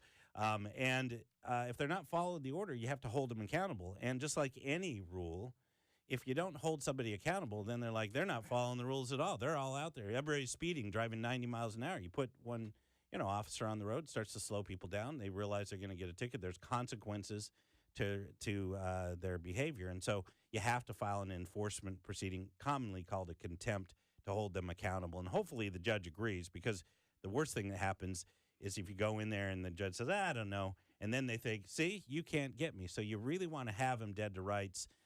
with regard to the violation, email, voicemails, showing up, having witnesses show that you drop off of children, the children aren't there, they're not giving them to you. So you can prove to the court clearly there's a violation. All right, Colin Amos, law offices of Goldberg and Jones. 1-800-DIVORCE is the telephone number. I like this question because I had never heard it put like this, but it says, Colin, in the state of Washington, can you get a prenup for a committed, intimate relationship, or do prenups just apply to an actual marriage? So that's an intelligent question because they use the Washington wording for domestic partnership. So if you're not married, that's what it is. Yeah, it's a committed, intimate relation. It's a ridiculous title. I don't know why they say. We call it a CIR because it's ridiculous to keep saying committed, intimate relationship. So that's a domestic partnership. So if you live together for a long period of time, they can treat you like a marriage and then divide property and debt and equitably. So it's like a prenuptial. What I would do is a cohabitation agreement that says we're going to live together. We're going to do things together. Just because we have a joint account or buy a piece of property doesn't mean that you get half of my 401k or anything like that. So you do a contract like a prenuptial that says here's the deal of our relationship. You both sign it. It's always better to have two attorneys sign off so somebody can't say I didn't know what I was signing. But that's a way to protect yourself if you're going to live together. Unfortunately, we're in these days where you almost have to get a signed agreement. If you meet somebody at a bar, you're saying, you got to sign this release so you don't sue me. Or, everything needs a release these days. So you got to have a cell phone with, little signature lines on pretty much any relationship you have, which is unfortunate. But domestic partnership, CIRs are very popular these days. So you guys can do this at your office? Yeah, then? yeah. Wow. Yeah. And prenuptials, people are starting to catch on. They're doing that before they get married. You sold me on it. I'm now a firm believer that you need to get a prenup regardless of circumstance. Just do it. So all your lady listeners out there that I'm sure you have them beaten down the door, they know that if they want the Chad, they need the prenup. The problem is that I get denied every time I'm looking for a committed, intimate relationship. I don't want no part of that. The prenuptial yet. Yeah. I understand that. I just remember the Seinfeld where George Costanza asked her for the prenup, and she laughed. She says, you don't have anything. Exactly. I'm the one that asks everything. That was my wife. I graduated from law school with all this debt. She said, sure, I'll sign that. Said you keep your debt. That's right. I love it. Okay, next one, Colin. I've been married for 12 years, and now I'm going to get divorced. Can I be kicked out of the house prior to the divorce? How will the living situation change until it's final? And can you explain how the court handles that process? Yeah, so the way you get kicked out is there's an argument. A lot of restraining orders come at the beginning of these relationships ending or at the ending of the relationship. In custody cases or divorce where somebody gets upset and they say, you're threatening me, and they can go down and get a restraining order, and it's a very valid process. It's a little used quite a bit in these situations because it's an easy way to get somebody removed from the house. So if you get a restraining order, well, that's going to get you out within 10 minutes with a toothbrush and some underwear. However, the other way, which is kind of where you're having disputes and nobody wants to leave because they don't want to give up rights with regard to custody and visitation or any financial rights, is we file the divorce, and then we file for a hearing called a motion for temporary relief, in which we say temporarily we need some rules. And we ask the court to rule on temporary custody and visitation, temporary child support, temporary spouse support, or temporary exclusive use of the home that says, hey, it's too much conflict here. Somebody has to move out. I should have the house because I'm more the primary care parent, or my office is located in the house, or I have the shop in the back that I do work from. So you can't really get kicked out unless somebody gets a restraining order, or we go to court and get this temporary order, or you come to an agreement. All right, next question. I like this one here. Colin, I've heard you discuss prenups on the show from a man's perspective. Would you please give me some pointers on how to approach the subject with my fiance? Neither of us have been married, but I think a prenup makes good sense, but I don't want him to be offended when I bring it up. I think the answer is gender neutral. I think most people are the same way. They're like, what? You want a prenuptial? It's the same conversation. I think it's good to be upfront. If you're getting married, you should have these conversations. Yeah. And I've never understood that it's that uncomfortable to discuss, hey, I had these because we're talking about with debt. I wasn't worried about a prenuptial when I had nothing. So you're really talking about it when you are bringing in real estate or retirement plans or inheritance or things that are business, And so everybody should have that conversation up front. Said, hey, I love you, but what I had before I really knew you shouldn't be just automatically joint or potentially joint. So let's do that. So I think it's a gender neutral answer, which is it's just uncomfortable, but have the conversation. Yeah. Well, the way I took that question is that she, if I had to guess, sounds like someone that's bringing something of value into the marriage, right? Yep. And we represent a lot of women in our firm. Usually women coming with that are going to be paying spousal support or may work a lot more. But we certainly do prenuptials from that side. Also, when you have family money, so you may not have a lot, but your family is a little bit nervous because you have this estate or a family limited partnership, and they want a prenuptial to protect what you may be getting, or you have some interest in a corporation that's a family corporation. They want to make sure that it's all protected. And so having that conversation may be uncomfortable, but do it, because I can tell you the expense later to figure that out is not pretty.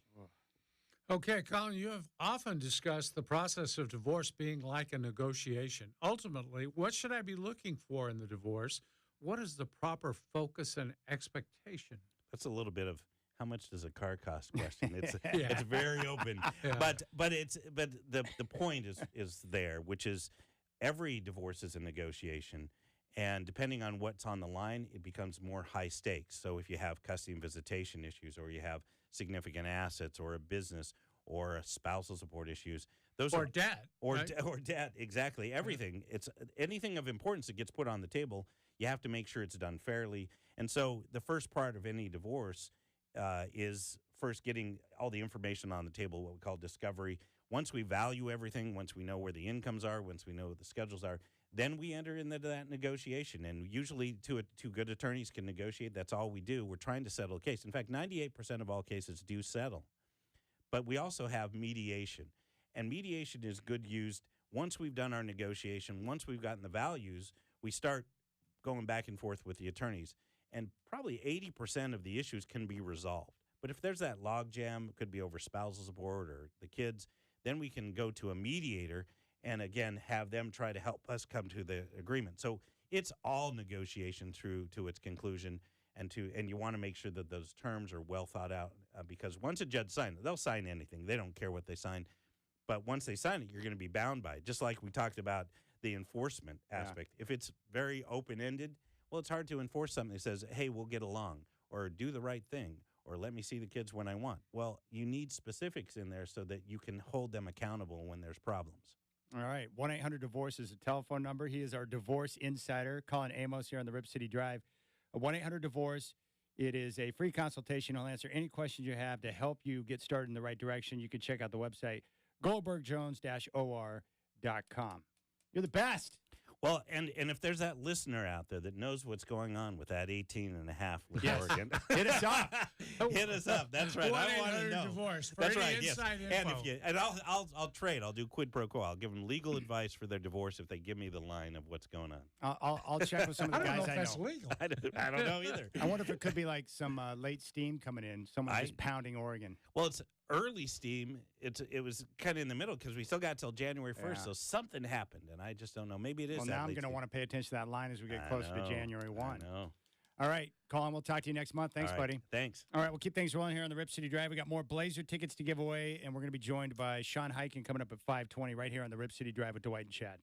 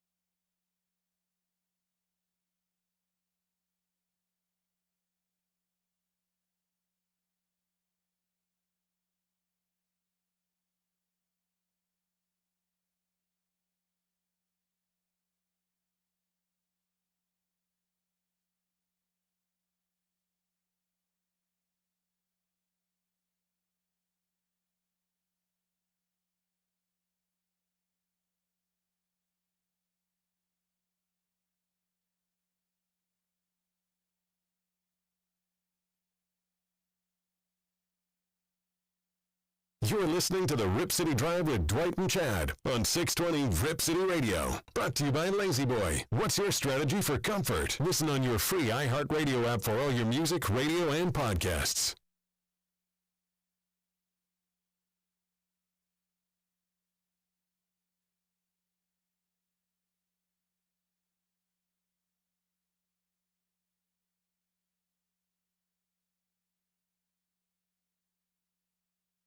All right, big thanks to Colin Amos for joining the show and coming in studio, our divorce insider. Sean Heikens coming up at 5:20 to talk some Blazers, and Dwight and I will get into some of the different things that jumped out at the game last night, the close loss to the Clippers. Well, they're playing a lot of close games right now, Godfather. Yeah, and that's to their credit. They're keeping games close that are not supposed to be close. They've been heavy underdogs a few times and still kept them close. I just thought, by the way, I thought it was kind of funny when you said our divorce insider. Yes, I like that. That's classic. Amazing. I just hope I don't think fans understand this because I had someone reach out and go, "Oh, I want them to lose because it improves draft position." I understand that. Wins are not going to be an issue for the team this year. What I really believe, and I think you've talked about this before too, but when coaches are demanding that their players do certain things, they want you to play with energy and to be tenacious and defend and rebound as a team because they know in order to have a chance to compete against some of these more talented teams, they have to be willing to work harder and fight harder. And so far, the team's done that. But I think you need the occasional reward for that type of effort because what happens is it's human nature. If a coach is constantly demanding a certain effort level and execution and wanting it done a certain way, if you don't get the occasional win to show that process is the right path, then guys might check out at some point, right? Yeah, you have to pay it off at a certain point. It has to be paid off. Nobody's going to just continue to work hard and not be rewarded for it at some point. And this team's not going to get big rewards. These guys understand that. But you need to win these games once in a while. You have to show that your work is paying off. And I think they'll be fine in that. And this is not a year for dumping games. This is a year, I think it's really important, Chad, to understand, too, they're looking for players. And, yeah, you can look at all their stats and somebody's shooting well or somebody's doing whatever. But, they're also looking for players who buy in, guys who will work hard, guys who will defend, who will be unselfish at both ends of the court. They're looking for that. And I think a lot of the young players have been sold on that idea. And I think somehow Chauncey's getting that message across. We need a whole bunch of players. We need talent. But we also need guys, role players, rotation guys, who are just willing to come in, play hard, and do what we ask of them. And they're getting that. They're getting that kind of effort that, frankly, we haven't seen here in a while. There's no question. All right, caller 5 right now, 503-248-0620. Caller 5 will get a pair of tickets for the Suns and Trailblazers coming up the 19th at Moda Center. 503-248-0620. Call now. Caller 5, 503-248-0620. Pair of tickets for the Suns and your Portland Trailblazers, 503-248-0620.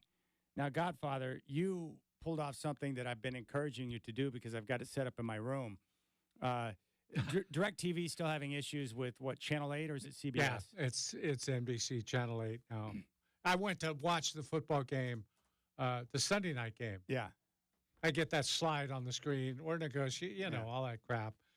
And encouraging me to call somebody and complain about it, which doesn't do any good. That's a problem. So in my room, for my TV, I've got the old digital receiver set up. And the reason why I like it so much is that I'm amazed at how many free channels you get just by having that digital receiver that I think I paid $20 for. So you've got an antenna that you're using inside your house that gets you the local stations over the air like we used to do in the old days, right? That is correct. And, I don't have to climb up on the roof and stick. I come from that day where my dad was up there adjusting that antenna, and I was downstairs. Yeah, Dad, just a little more. Oh, you lost it, you know. And he's trying to adjust that antenna. None of that garbage. I just have the TV's on top of my dresser, which is up against the wall. So I just have the receiver right there sitting in my window seal, and I never have to move it or adjust it. It's just right there. But I'm amazed that you have all the local channels that you were just referencing, plus all of their auxiliary channels. So it gives you access to these different stations with different TV shows. Me TV is one of my favorites because I can watch Perry Mason and Alfred Hitchcock at night. But you get Me TV over the air. Uh-huh. Wow. Yeah, it's amazing. You'll be amazed. So you're not going to hate it because it's cheap, it's free. And now when your satellite company is going through a negotiation, you have access. Just go to the other TV to watch whatever you need to see on that channel. Well, see, I ordered one, and it came, but You're setting it up yet? I haven't installed it because I've got a mounted TV on the wall, and it's really hard to get back behind it to plug it in. So I'm going to need to work on that a little bit. But I'll tell you what, when you have a satellite or cable TV, any of that, you need to have an alternative when that goes out. Because inevitably, the satellite goes down for a while, sunspots or whatever it gets, and your cable will go down occasionally. Or if your internet goes out and I can't access my YouTube TV, I can just go and watch the regular TV in my room. The other thing I like, too, is like all these stations, like Get TVs where I go for my Magnum PI, Antenna TVs where I go for like Family Ties, Me TVs where I watch my Perry Mason at night. So they have the old stuff. Old stuff. And those are the shows I like. They also have this station called Grit, which shows like all the old Westerns with like John Wayne and Clint Eastwood, which are pretty cool sometimes. They have multiple like real crime networks where you can get your real crime drama. I watch that a lot. Stadium Sports, Stadium TV, they got that station. All of your home shopping networks. Like it's got anything and everything you can imagine. You'll be blown away. It's a lot different than what it used to be where you had access to like 3 or 4 stations. And how's the picture quality? High quality. Yeah, it's digital. So you look at it and it's like, you're like, dang, that's good. Yeah, you'll be down. You're going to be like, it's so good where I'm like, I could, if I didn't have the job that I have where I need access to all these different crazy things. Right. I'm getting to the point now between my computer and what I get on the digital receiver, I could just drop everything and just roll that way. See, this is a whole new world for me because you've been DirecTV for years. I have, except for when I worked for Comcast and I got free cable. But that was free as me. You know, that's a pretty good deal. But I love DirecTV. I always have. I like it. I stay with it, even though there are cheaper alternatives now. But this is really good. Now I have a fallback for those days when the satellite's down or we're having trouble with one. I mean, you know, DirecTV, it's always one of the major networks that they can't come to a carriage agreement with, so you can't watch it for a while. Usually takes anywhere from a week to a month to settle whatever disagreement. And it's a kick in the nuts when you got a big game on. You're like, what's going on here? Yeah. Idiots. Figure this out. Work on the negotiation, get it done so I'm not getting the shaft. But, yeah, you'll be totally down with that. My dad was super bitter. He just made the full switch over to YouTube TV, and so far he's loving the product. But he was irritated when he called DirecTV and said, I'd like to cancel. Then all of a sudden they started offering him ridiculous pricing, and he was even more offended because he's like, wait a second. I've been a valued customer, as you put it, for 2 decades, and now you're finally coming out and saying, we can reduce costs and all this. Where was this before? Yeah. To show appreciation. So he thought that was annoying. Well, anybody who's interested, I got my antenna through Amazon. Yeah. It was like $19 or something like that. I mean, come on. You might as well give it to me for free, really. I mean, you know, for what you get out of it. It's cheap. What I love about the YouTube TV is you can pull it up anywhere. On the go, from your computer, from your phone. It's very easy to navigate. It's amazing. Like I know for DirecTV, when I had the streaming option, it was very difficult to access. But YouTube the platform's so good that it makes it easy. I use the Fire Stick for my internet access. The Fire Stick's nice. Yeah. And then what I did is I set my dad's TVs up so he can just log in when he needs the NFL ticket. He can just log in under my password, so he's got access to the ticket if the Broncos are on local TV that he can't pull up on YouTube TV, and then he can just change the profile, and then boom, he's got access to the ticket. Yeah. So he's dialed in now. But you'll like the digital satellite. I can't wait to get a report back from you. Like, hey, I kind of like that Grit, Chad. It's pretty good. All right, we'll keep things rolling. We're going to come back. We got to talk about the Blazers. What are they going to do with the 4 guards? What are they going to do with Ant and Scoot? We'll get into that next here on the Rip City Drive. It's beginning to look a lot like Christmas, and we are simply having a commercial-free sing-along time. Open the free iHeartRadio app and indulge in exclusive one-of-a-kind holiday stations and playlists for every joyful mood. Get a head start on the nice list. Open your free iHeartRadio app and search iHeart Holiday.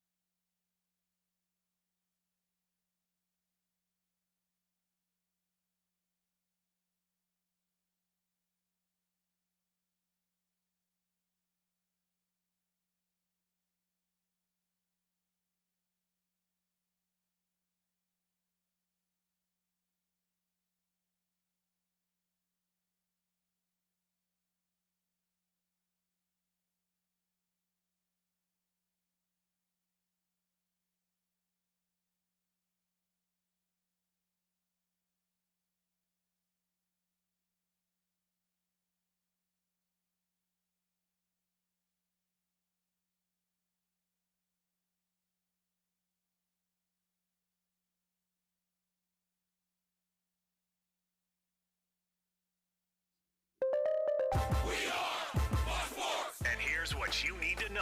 From the Goldberg Jones Sports Desk, your 620 Rip City Radio headlines. Goldberg Jones. Call 1-800-DIVORCE. Well, good news, my friends. We have another pair of Warriors Trailblazers tickets we'll give away coming up next on the Rip City Drive with Dwight and Chad. The Blazers took the loss last night in L.A. to the Clippers. They're now 6-16. Ant had 38 points. The Blazers back at it Thursday. Utah's in town. Tip at 7. Game day here on 620 Rip City Radio at 4:30. From the NFL, bad news for the L.A. Chargers. Justin Herbert going to have season-ending surgery to repair his fractured right index finger. The Vikings have named Nick Mullins their starting quarterback for Saturday. The Vikes going to take on the Cincinnati Bengals, and the Dolphins lost starting center Connor Williams to a torn ACL. We're going to talk basketball coming up at 5:20 with Sean Hyken of the Rose Garden Report. The home of the OSAA is 620 Rip City Radio.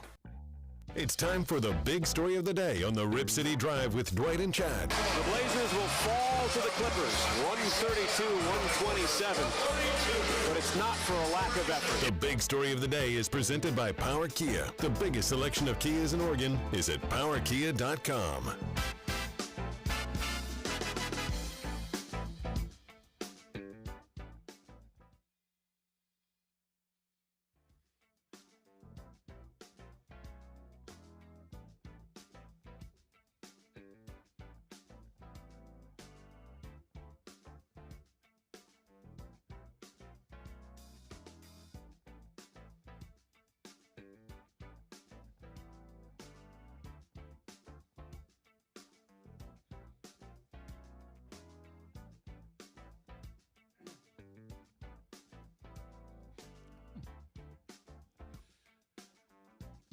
There you go. That is the theme song for Perry Mason. We were talking about the free TV and, you know, the Me TV I watch at night with the Perry Mason episodes. Great theme song. One of the best, Godfather. So identifiable. You hear that, you know exactly.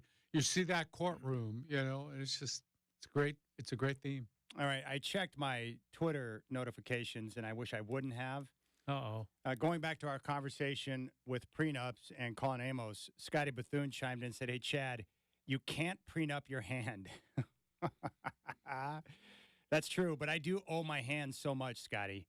And besides, self-love is, well, it's simple. It keeps things simple, my friend. You know that. Paul chimes in and says, "Iron deer, is that an Oklahoma saying?" There's a lot of sayings from Oklahoma that you probably don't want to hear on the radio. Right. A lot of things that are acceptable in Oklahoma that's probably not acceptable here in Oregon. And then Faber Flav chimed in, "Hey, Chad, Mahomes isn't even close to Brady for best ever. Donkey." See, this goes back to that whole discussion we were having, you and I have talked about for years, where because we're in a ring culture, yeah, if you suggest that a player is better than another player who has more rings, then you're considered an imbecile. Yeah. Every GOAT conversation seems to end with rings these days. Yes. Now, maybe I'm crazy, but if I wanted to win a football game, I would not choose Brady as my quarterback. It's not because I don't respect Brady or realize how great he was, but I want quarterbacks. My love of quarterbacks are ones who can move a little bit. Mm-hmm. So I want the Elway or the Mahomes more than I do a pocket guy in Brady. I would agree. And really, can you lose when it comes to the best of the best? Whether it's Elway or it's Joe Montana or it's Tom Brady, I'll take any of those guys because they're all phenomenal. Yeah, there's no wrong answer to any of that. Who knows, you know? I just prefer more mobile quarterbacks. Yeah. Like, I like both blondes and brunettes, but I just prefer brunettes. You know, it's just a preference. Yeah. No big deal. Yeah. But hamburgers or hot dogs. Hey. But the problem is, it's like, well, who's got more rings? Well, I know, I understand that. There's players that have more rings than Michael Jordan, but I still think Michael Jordan's better. I don't think Jordan's better than LeBron because he's got more rings. I think Jordan's better because I watched both of their careers. I just think Jordan's a better basketball player. Yeah. That's all. I feel the same way. And I liked Elway a ton. He's one of the, he might be the best I ever saw. It's very close. But for me, just looking at the athleticism of a quarterback, Brady loses out there a little bit. I like Mahomes better than I like Brady, to tell you the truth. And he'll never win as many rings as Brady. who was in the ultimate situation with the guy who was, at that time, a great coach, and at that time was pretty good at filling up his roster with the right people. Yeah. That all changed later, but look, he was in the perfect situation, and he went down and won in Tampa Bay. Give him credit for that, too. But, no, I like Mahomes better. Yeah, I would take Montana and Elway and Mahomes over Brady. I would take Brady over Peyton Manning. But, would you? Yeah. Yeah, and I love all those guys. That's just my own personal preference. I've watched all their careers. I think they're all great. But if I'm splitting hairs, I want a guy who can move a little bit more than the other. That's all. Yeah. It's no big deal. Especially in today's game. If you're talking about playing today, right now, mobile quarterbacks are what everyone wants. Yeah. Dan Marino is one of the greatest quarterbacks I've ever seen play the position. He didn't win a ring. I still think he's right up there with the best of the best. I feel the same way about Dan Fouts. He was unbelievable. Arm talent was incredible. He couldn't even get to a Super Bowl. It's crazy. I watched Stockton and Malone play. They didn't win a ring. Those guys Pretty good. Pretty darn good. Yeah. Yeah.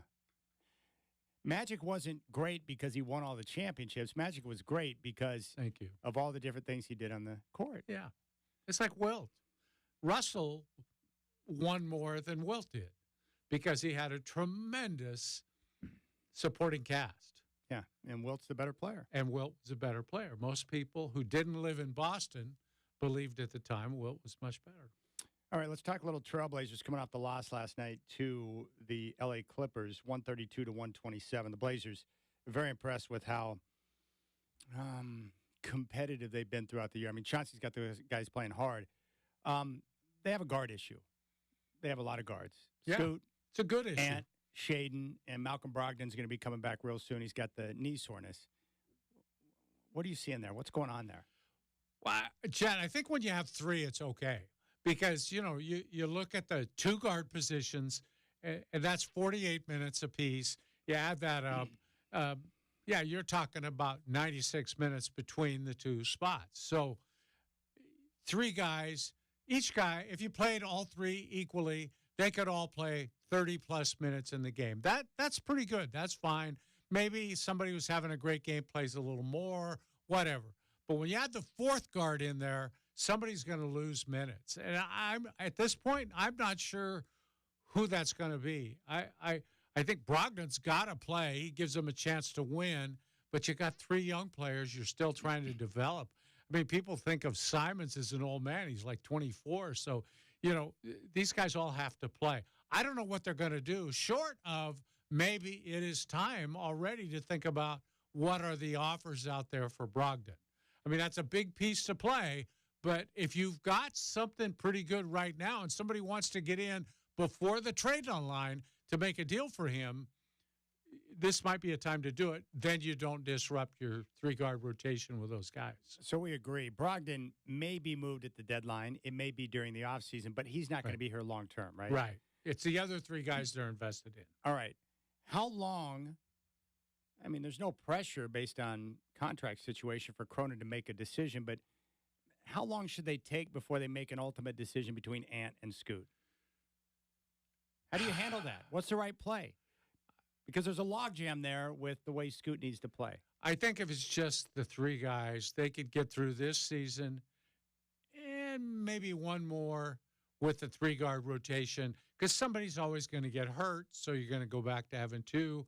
And you can skate along with that, especially now when we still don't know what Scoot's ceiling is going to be. Mm-hmm. I don't even think we're sure about Sharp yet. He has more developing to do. Is he going to be a star? Is he going to be a superstar? Or is he just going to be a good player? But we're confident in saying that Scoot definitely is going to be probably a long-term NBA player at the guard position. Absolutely. He's trending in that direction. Right. Now, the other question, Chad, is will that be here or will that be somewhere else? Because I'm working off the assumption that the choice is going to come down between Ant and Scoot. Yeah, I think you're probably right. Do you think they view Ant as insurance if Scoot doesn't pan out? How do you think they're looking at that situation? Maybe. But at this point, the insurance is worth more than the other player is. I mean, Ant's still, in my opinion, the best player on the team. Well, there's no question about that. I'm getting people telling me that it's Sharp now, but we've seen that for a little amount of time. I want to see a season of that. No, Ant is definitely the best player in my mind on the team right now. So, but at some point they'll have to make a decision, right? At Yes. some point in the They will. future, you're going to have to decide, is it Ant or Scoot? Right. Yeah, because Ant is really a point guard. And Scoot, that's his only position, really, is point guard. I agree. Ant he can be a swing guard. He can play both spots. But I really do think it shows that he's a point guard. So here's my question about Scoot last night. 19 points, 8 of 16 from the field, hit the 3-ball last night. Did he look better because he made shots, or did he look better because he was playing more under control and sure of himself than what we saw on Friday against Dallas? Well, I think that's a great question. And my initial reaction, Chad, is players always look better when they make shots. And you see that with Sharp. Man, when he comes out knocking down threes, he looks like a great player. It just, you don't get that every night.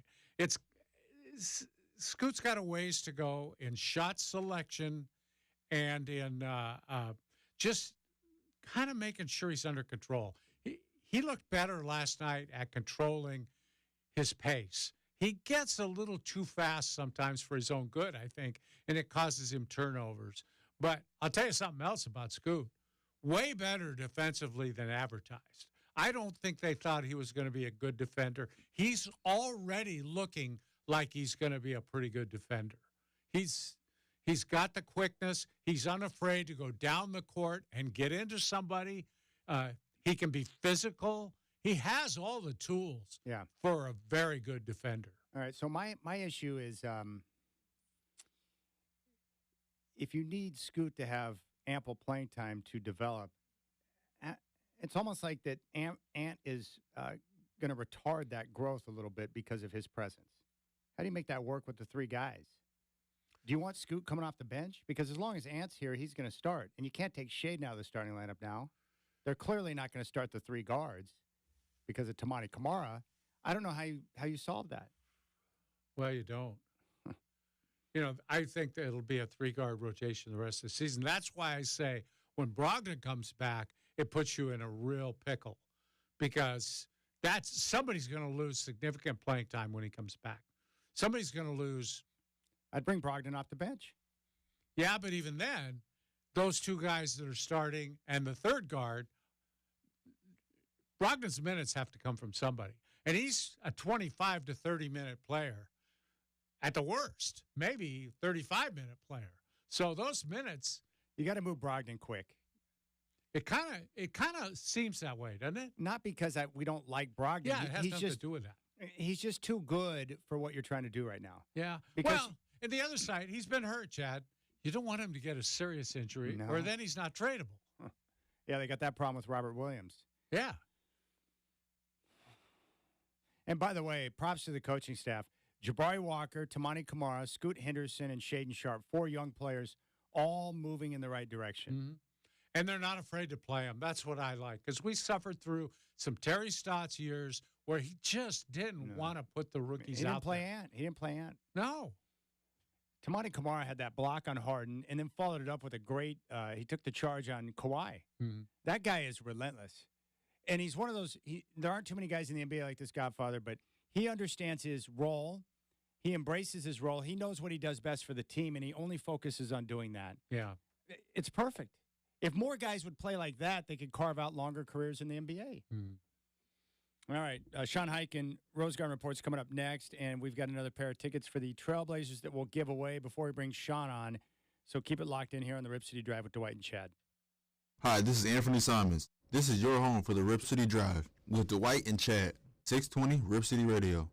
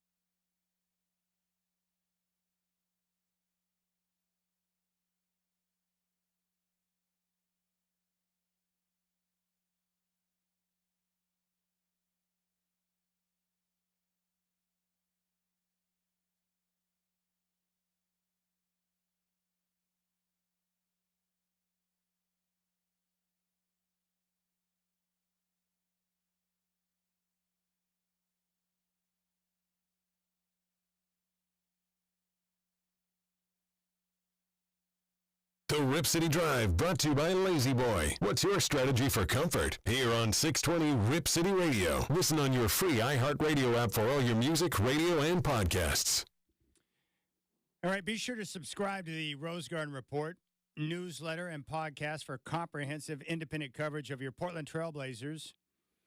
You can follow our next guest. He is on X at Heiken.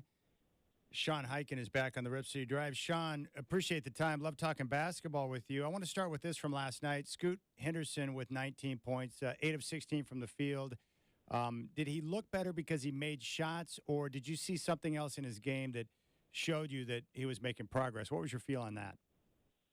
I think it's not as much what you saw as much as what you didn't see. I feel like in a lot of these other games you would see either, there would be like one or two shots that he would take where you're just like, why is he taking that shot? Or just like a really overly ambitious pass that leads to a turnover or something like that. I didn't really see any of the same sort of, I guess for lack of a better term, rookie mistakes that you've seen from him a lot, in the early going of his NBA career. I think he's starting to figure some stuff out. Obviously not all the way there yet, but I think as it's gone on, like since he's come back from the ankle injury that had him miss a couple weeks near the beginning of the season, I think you're starting to see him figure some stuff out a little bit.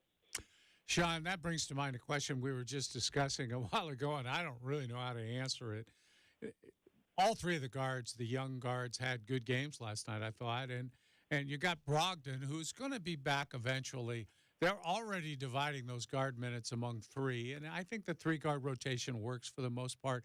What are they going to do when Brogdon comes back, and who would you guess is going to lose minutes? Well, I think my guess would be that the starting lineup is going to be Simons at the 1 and Sharp at the 2, and then Brogdon and Scoot are going to come off the bench together, at least in the short term.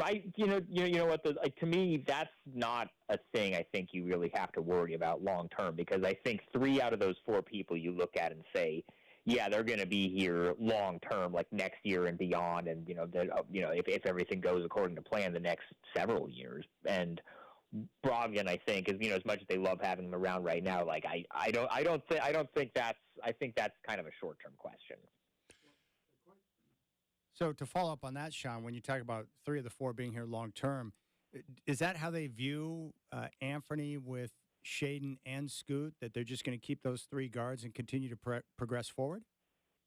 I haven't heard anything that would suggest that their plan is to move any of those 3. I think you would obviously heard back last summer that Simons might have been on the move, but that's because that was like the one piece you had to get something. That plus picks would be something that you would use to get, a real guy, to put around Dame, which that's obviously not a factor anymore. I think now they feel like Simons, he's looked pretty good since he's gotten back from the thumb injury, and he's, like you said, the 3-guard rotation with those 3 has been working, and, he's on a pretty good contract, and he's still pretty young. I haven't heard anything that would make me think that they're thinking about moving on from him at any point in the near future. Sean, I thought it was interesting last night. They were getting hurt inside early in the game, and off the very end of the bench comes Moses Brown into the game. And I'm not going to make a case that he's a starting center or even a great player, a good player. But I'm saying I think he had an impact on the game due to playing against another big center. Do you think what he did last night is going to open up some time for him when they are a little overmatched size-wise at the center position? Well, right now, Chauncey Billups kind of has no choice because DeAndre Ayton has missed the last couple of games with knee soreness, and I don't think that's anything serious or anything to worry about long-term. I think he's probably going to be back in the next couple of games. But, yeah, Moses Brown, I think, in the last few games has at least shown that if you need to throw him in there for a few minutes, you can, and he'll be able to hang out there, which I think is really, you know what it really is? It's really a testament to just how much the G League has been helping these guys, because I've been going to some of these Rip City Remix games at the Chiles Center, and he's been playing in a lot of these games, and you're starting to kind of see the impact of that on him and just how much he kind of knows what he's supposed to be doing and what his role is, and you're just kind of starting to see all that kind of fall into place in that way. Yeah, but he is a guy who's played regular minutes in the league in the past. He's had his moments with a few teams, where he's not just some untried rookie. I was wondering why they were so prone not to use him, but now you're right with Ayton gone. I still believe against the bigger centers, he could be a nice backup for Ayton even. Well, we'll see. I know they really like what they've seen out of Duop Reese, who is on a two-way and has kind of he's a little bit of a different kind of big. He's a kind of more of a pick and pop guy who's shooting some threes. It's a little bit more of a different look than, whereas Moses Brown's like a very traditional like rim running, shot blocking. That's kind of more his thing, which really was supposed to be the kind of the role that Robert Williams was going to fill, but obviously he's out for the season now. Yeah, it's going to be interesting to see how the rotation and those minutes kind of develop over the next little bit. We're talking with Sean Highkin from the Rose Garden Report here on the Rip City Drive. I've been impressed with the improvement defensively this year from the Blazers. They were top 10 in defensive rating going into the game last night. What do you think has been the key to success for Chauncey to get these guys to start defending the way that he would like them to play on that side of the floor? Well, a lot of it is personnel, right? Like the last several years, they haven't really had the type of personnel that you need to be a good defensive team. And now it's like you look at, you bring in, DeAndre Ayton, who's a good rim protector. You bring in, you look at the impact that like Toumani Camara has had really from day one as a rookie. You've got a full year of Matisse Thybulle now, who's just all over the place in the passing lanes. And I don't know. Like I think a lot of it is just personnel, really, more so than anything. Hey, how about a health report? I've been wondering about some of these guys. I thought maybe Brogdon would be back sooner. Ayton. What are you hearing on their injured players? Grant is another one I thought might be back by now. What are you hearing, John? I don't think any of them are going to be out long term. The Grant thing, that since he's in the concussion protocol, he did not make the trip to LA yesterday because he's still in the concussion protocol, and it's obviously not a good idea to get on a plane when they still haven't cleared you. But I will say that the last home game last week, he was there. He was in the building. He was in the locker room. So he's around. He's getting better. I think it's just a matter of, especially a guy like Jeremy Grant who's had a few concussions I think this is his third or his fourth in his career. They want to be a little bit careful with that. But I think he'll be back soon. And I haven't heard anything that would make me think that Brogdon and Ayton are going to be out long term. So, within the next week or so, I think all three will be back. Hey, Sean, how important do you think it is for Chauncey Billups to have the occasional win come across for these guys in terms of the effort that they're putting in? He's asking them to do so much and to grind and to get after it defensively, which they're doing. And I really like the effort level from the entire group. But, you think it would be nice to have the reward match the effort level from time to time. Oh, they would like to win some games, too. Look, believe me, I know that, from an organizational standpoint, you can sit here from the outside and think, it's good for them to lose these games and get get a higher lottery pick or get higher lottery odds or whatever. Chauncey does not want to be losing the way that they were losing the last couple of seasons towards the end when they shut everybody down. He is especially when they're as close as they are in a lot of these games, really. Outside of that Oklahoma City game a couple of weeks ago, they've been in pretty much every game that they've played, even against good teams like the Clippers last night and the Warriors the other night, the Mavericks. They're hanging with these teams for the most part. And, it definitely would be good for these guys especially these younger guys who haven't really been through it before, to see, hey, sometimes this effort and, this stuff that he's asking us to do that we're doing actually does pay off. Toumani Camara has been a real story for them, a success story, I think. Sean, how have you felt about his progress, and can you see where he might end up? Do you have a ceiling for him or a destination for him as a player yet? He's already he's just, from day one, he's been a solid, role player. I think what he is a defender, you kind of already see. I think his ceiling is going to depend on how much he can improve on the offensive end of the floor. And, you saw I think the other night when he took 20 shots against Dallas, including 10 threes, I think that's a little much for him. But if he can get to a point where he can knock down some open threes and do something around the basket, I think he could be a really good player. But at the very least, he's already shown to be a guy that, you look at the list of guys that they've been putting him on the defensive end. Like, he had him on Devin Booker. They've had him on, pretty much whoever the other team's guy is. Like, they're going to have him on there. And he annoys guys. He gets under guys' skin. And I think that's something that every team needs. And he's already kind of filling that role as a rookie. One other young player, Jabari Walker's been playing really well. Like Tamani, tenacious on the defensive end and making an impact when he gets a chance to play. What do you think's been the key to his progress? I know he put a lot of work in during the summertime, but I like the way he's balled so far this year. It is just really putting a lot of work in the summer, but he's just a really smart player. He has the right instincts. He doesn't make a lot of mistakes. He's just a very, he knows what his role is. He knows what he can and can't do, and he kind of plays within himself. And I think that's something that, once you've had a whole year of adjusting to the physicality and the speed of the NBA, and then you can kind of take that and apply that and put in, even more work in the summer. I think that's kind of where you're seeing the improvement. Sean, I was going to ask you, too, how anxious do you think they would be if they got an offer for a player like Brogdon or even, let's just say, Grant, somebody that's movable? If they got the right offer, would they hesitate or would they tend to wait till the trade deadline? Oh, I don't think anything's going to happen before the trade deadline. And honestly, I don't think both of those guys are going to be traded at the deadline. I think there's a chance one of them is, and I think it's probably more likely that it's Brogdon than it is Grant. But just because of the positional stuff, they have so many young guards that they're kind of building around. I think that makes more sense. But I think the thing you have to keep in mind is, I understand the instinct to just say, hey, they're rebuilding, they need to go young, they need to just trade all their veterans and get more draft picks.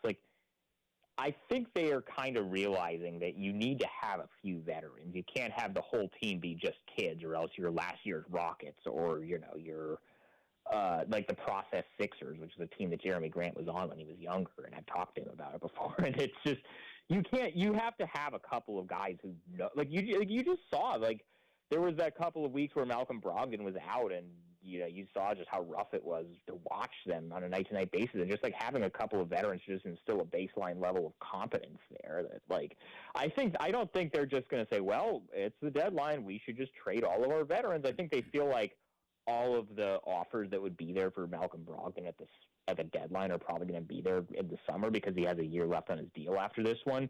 But I don't think they're closed off to anything, but I don't think they're actively looking at the trade deadline as, hey, we have to move all these guys. All right, check it out, rosegardenreport.com. He's on Twitter at Heiken. He's from the Rose Garden Report here talking a little basketball. Sean, appreciate the time. Enjoy the night. Enjoy the busy week with the games coming up. We appreciate it, buddy. Yeah, thanks for having me on, guys. There you go, Sean Heiken here on the Rip City Drive talking a little Trailblazer basketball. So he seems to think that there's no immediate plans to make a decision on the three guards. Just continue forward with them. Well, I can see that because it's going to be a franchise-changing move if any one of those guys is dealt. You're really rolling the dice because right now all three of them are projected to be very good players. So you got to make sure you get value for them when you deal them or if you deal them. I do think Brogdon has to go. And I do worry, and I know he's going to talk about, well, here's the two starters, here's two bench guys. I think Scoot Henderson needs more playing time than he would get as a backup point guard alongside a backup two guard, because that means no three-guard rotation. It's going to be a four-guard rotation. So you're going to see those minutes chopped up even more than they are now. And he's starting to come a little bit now. And I would not want to do anything to hinder that development. Well, I'm assuming long-term, if they're going to keep those three guards together, so Ant and Shaden will start, and then Scoot's your first guy off the bench. Well, and you could flip it. I mean, you could flip it, and you could have Simons come off the bench at a certain point because he can play both spots. That's what he gives you. Yeah, I just don't see that working. Based on what I know of the NBA, on paper, you're like, well, just bring this guy off the bench. Yeah, but you sell him on being sixth man of the year. It's worked with Brogdon. He should have been a starter a lot of times, and he has been. It worked with Iguodala and Steve Kerr. Yeah. You got to sell the guy on it. You got to show him it's his advantage to do that. Yeah, yeah. That's easier said than done. Yeah, I know. I Because agree. people always say, "Oh, Chad." I get this all the time. Chad, one, it's a positionless game. Yeah, I know. Whatever. And Well- also, Chad, it doesn't matter who starts. It only matters who's finishing. That is a bunch of crock. It's poppycock because players do give a flying rip about who starts. Yeah, they do. Much more than you might think. I do think at a certain point you could play all three together. Sharp's development, and given his explosiveness, he can play some small forward. No, I'm aroused at that idea. Like, that would be...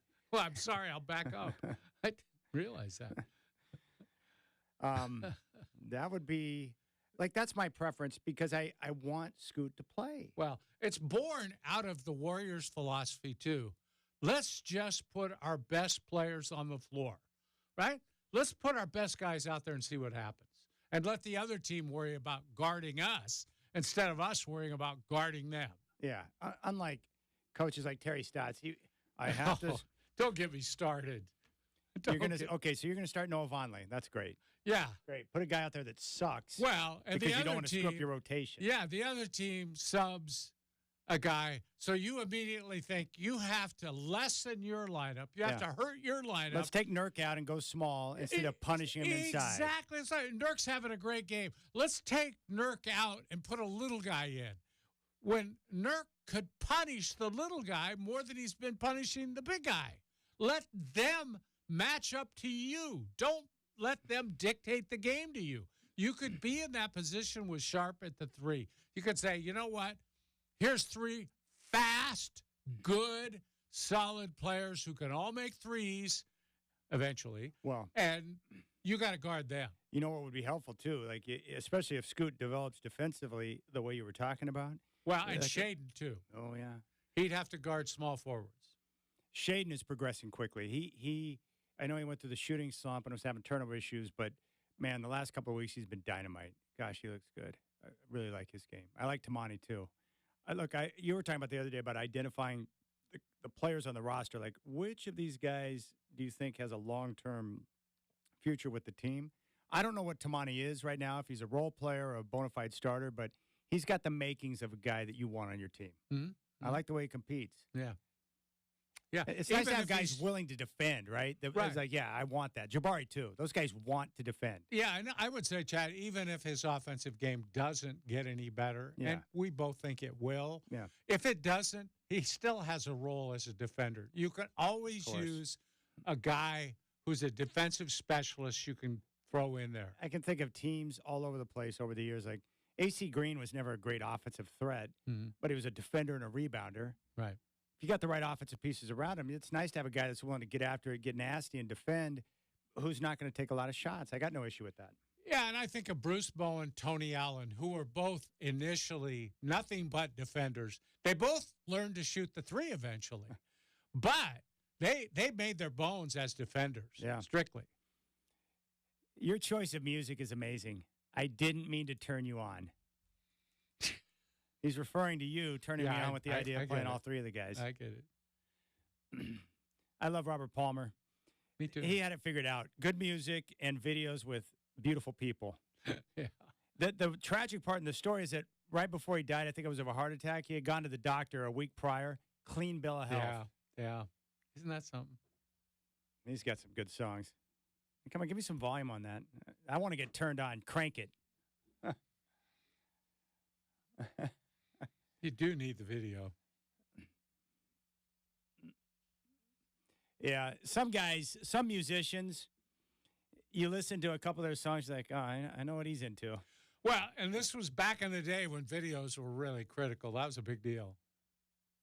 A video could make or break a song. MTV early years. Oh, you know who I like? I love Vanilla Ice. I just watched the entire interview with Vlad. That guy's awesome. Really down with him. Fascinating story. And he's built an empire through his real estate dealings. Great success story for a high school dropout. Phenomenal. All right, we have Trailblazer tickets to give away.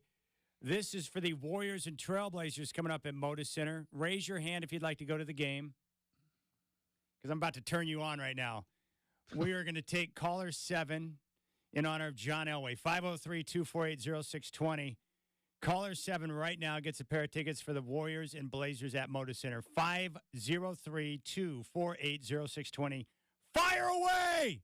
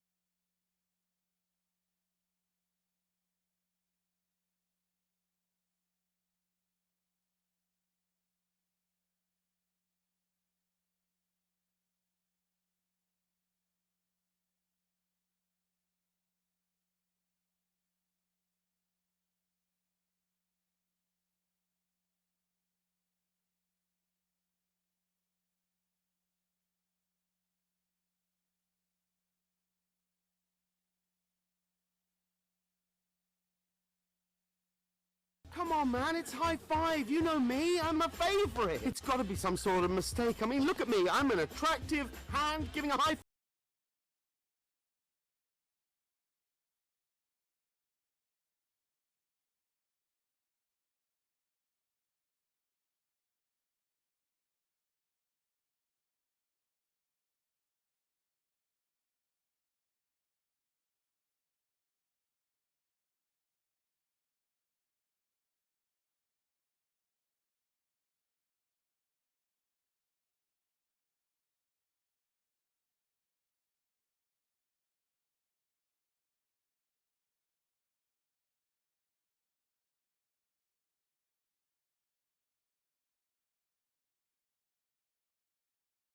Getting results over there. I don't know how or why we don't get to go to practice or anything like that. They're getting results, and I like it. Yeah, and as I pointed out to fans, look, you want to criticize Chauncey when things don't go well. That's fine. But you have to be willing to give props when progress is being made, and that's what I'm seeing. He's got them defending. They're top 10 in the league in defense. I didn't even think that was remotely possible this year, and we're seeing progress with the youngsters. And somehow, like even last night without Brogdon, Grant, and Ayton, they're out there competing against a team that has a lot more talent than they do. And that's been the story. They've only been wiped out like really one game, and that was that Oklahoma City game. Outside of that, they've been competitive. Yeah. Against better competition. It's impressive. Yeah, and don't come to me talking about, well, they're still losing. We told you. We told you at the start of the year, you're not going to be able to measure it in wins and losses. It's going to be about improvement. Yeah. Hey, you could be in Detroit or San Antonio right now where they're working on, 19 and 20 game losing streaks. And Greg Popovich is a disaster. Oh, God. They got Wembanyama, and they've lost, I think, 19 in a row now. Again, there's another one. Oh, Greg Popovich, the greatest of all time. Look, I know he's got the rings, but what has he done lately? He's been asleep for like the last 3 seasons. Just he's robbing the franchise blind because he sure isn't coaching right now. I think they're tanking for another player. Well, whatever. Greg Popovich is a grumpy old man that needs to close his pie hole and, most importantly, keep his mouth away from the stadium microphone to encourage people not to boo when freaking Kawhi's down there. Shut your mouth, old man. Please shut up. Go away. Retire. Take your grumpy ass out of here. I get tired of him, man. He's always preaching to me, too. Like, well, you know everything? What are you, God? Shut up. Yeah, so you've won some titles. Big deal. You know? He should go run for president. He thinks he knows everything about politics. It's like, please shut up. The guy's he's a grumpy old man, and he's not even coaching right now. That team's got Wemby, and they suck balls. It's embarrassing. Yeah, they're losing way too many games for having the players they have. You're right, though. He kicked Boner Hill out of his job, took over, and then took credit for everything because they were able to draft Tim Duncan. They got very fortunate. Yeah. But he's a genius. Oh, yeah. I don't like Pop. I still cannot believe he got on the microphone and was like, that's not who we are. We don't boo Kawhi. Really? Okay, buddy. Just because you feel guilty for treating Kawhi like garbage and telling him he should play through injury, don't take that out on the fans, you loser. Whatever. I don't care. I'm giving mine to Tommy DeVito. If you're going to have an agent like that, and you're going to be from Jersey like that, and you're going to be wearing gold chains like that, and you win games like that, props to him. What an amazing story. Amazing. So good. And I still can't believe they gave us this moment. The ultimate moment came true last night. Sir, I was wondering, did you happen to catch the professional football contest on television last night? No, I didn't. Oh, it was most exhilarating. The Giants of New York took on the Packers of Green Bay. And in the end, the Giants triumphed by kicking an oblong ball made of pigskin through a big H. It was a most ripping victory. Son, I'm just going to tell you this one time. Yes, sir. You want to keep working here. Stay off the drugs. There you go. Love that movie. Eddie Murphy. That guy was a freaking white hot during the 80s. Oh, gosh. He couldn't do anything wrong. Everything he touched turned to gold. I had to sneak Eddie Murphy material into the house because my mom, that would have been an absolute no-go. Oh, really? Yeah. What, like the monologues and stuff? Or anything. Movies, because of the language. My mom thought it was inappropriate. So I would be sneaking that into the house. And if she found that stuff, she would just It was in the garbage. So I had to keep that on the down low because I wanted to watch like Beverly Hills Cop 2, hilarious, or Eddie Murphy, Delirious. Raw was, my mom would have been really mad at Raw, but Yeah.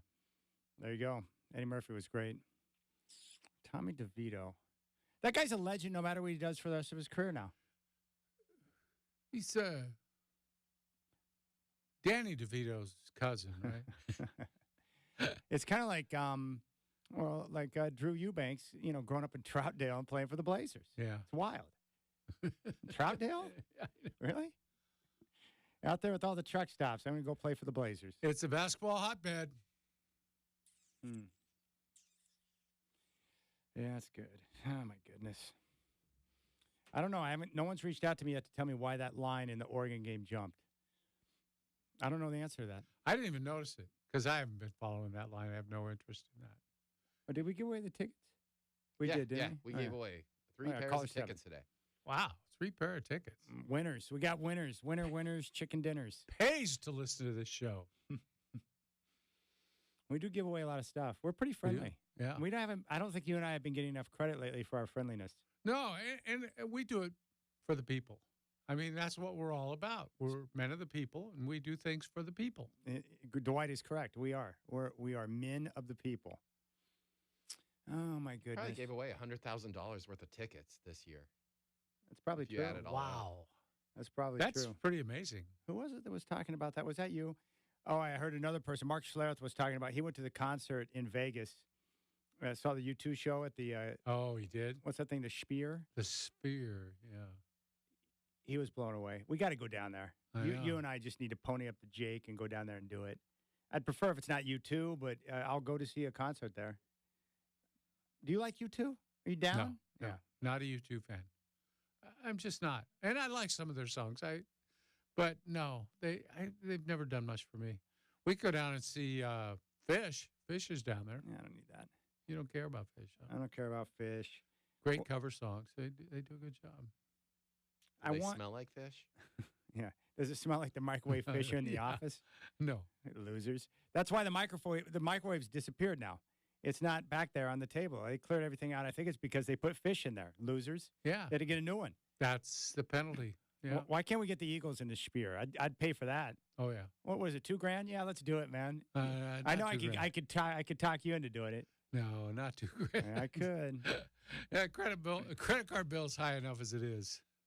That's what life insurance is for, right? I'm afraid so. All right. Big thanks to Michael Shacker, Sean Hyken, Colin Amos, to all of you listening. We appreciate it. We'll be back on the Rip City Drive tomorrow at 3. Justin Myers, Rip City Mornings at 6 here on your home of the Blazers, 620 Rip City Radio.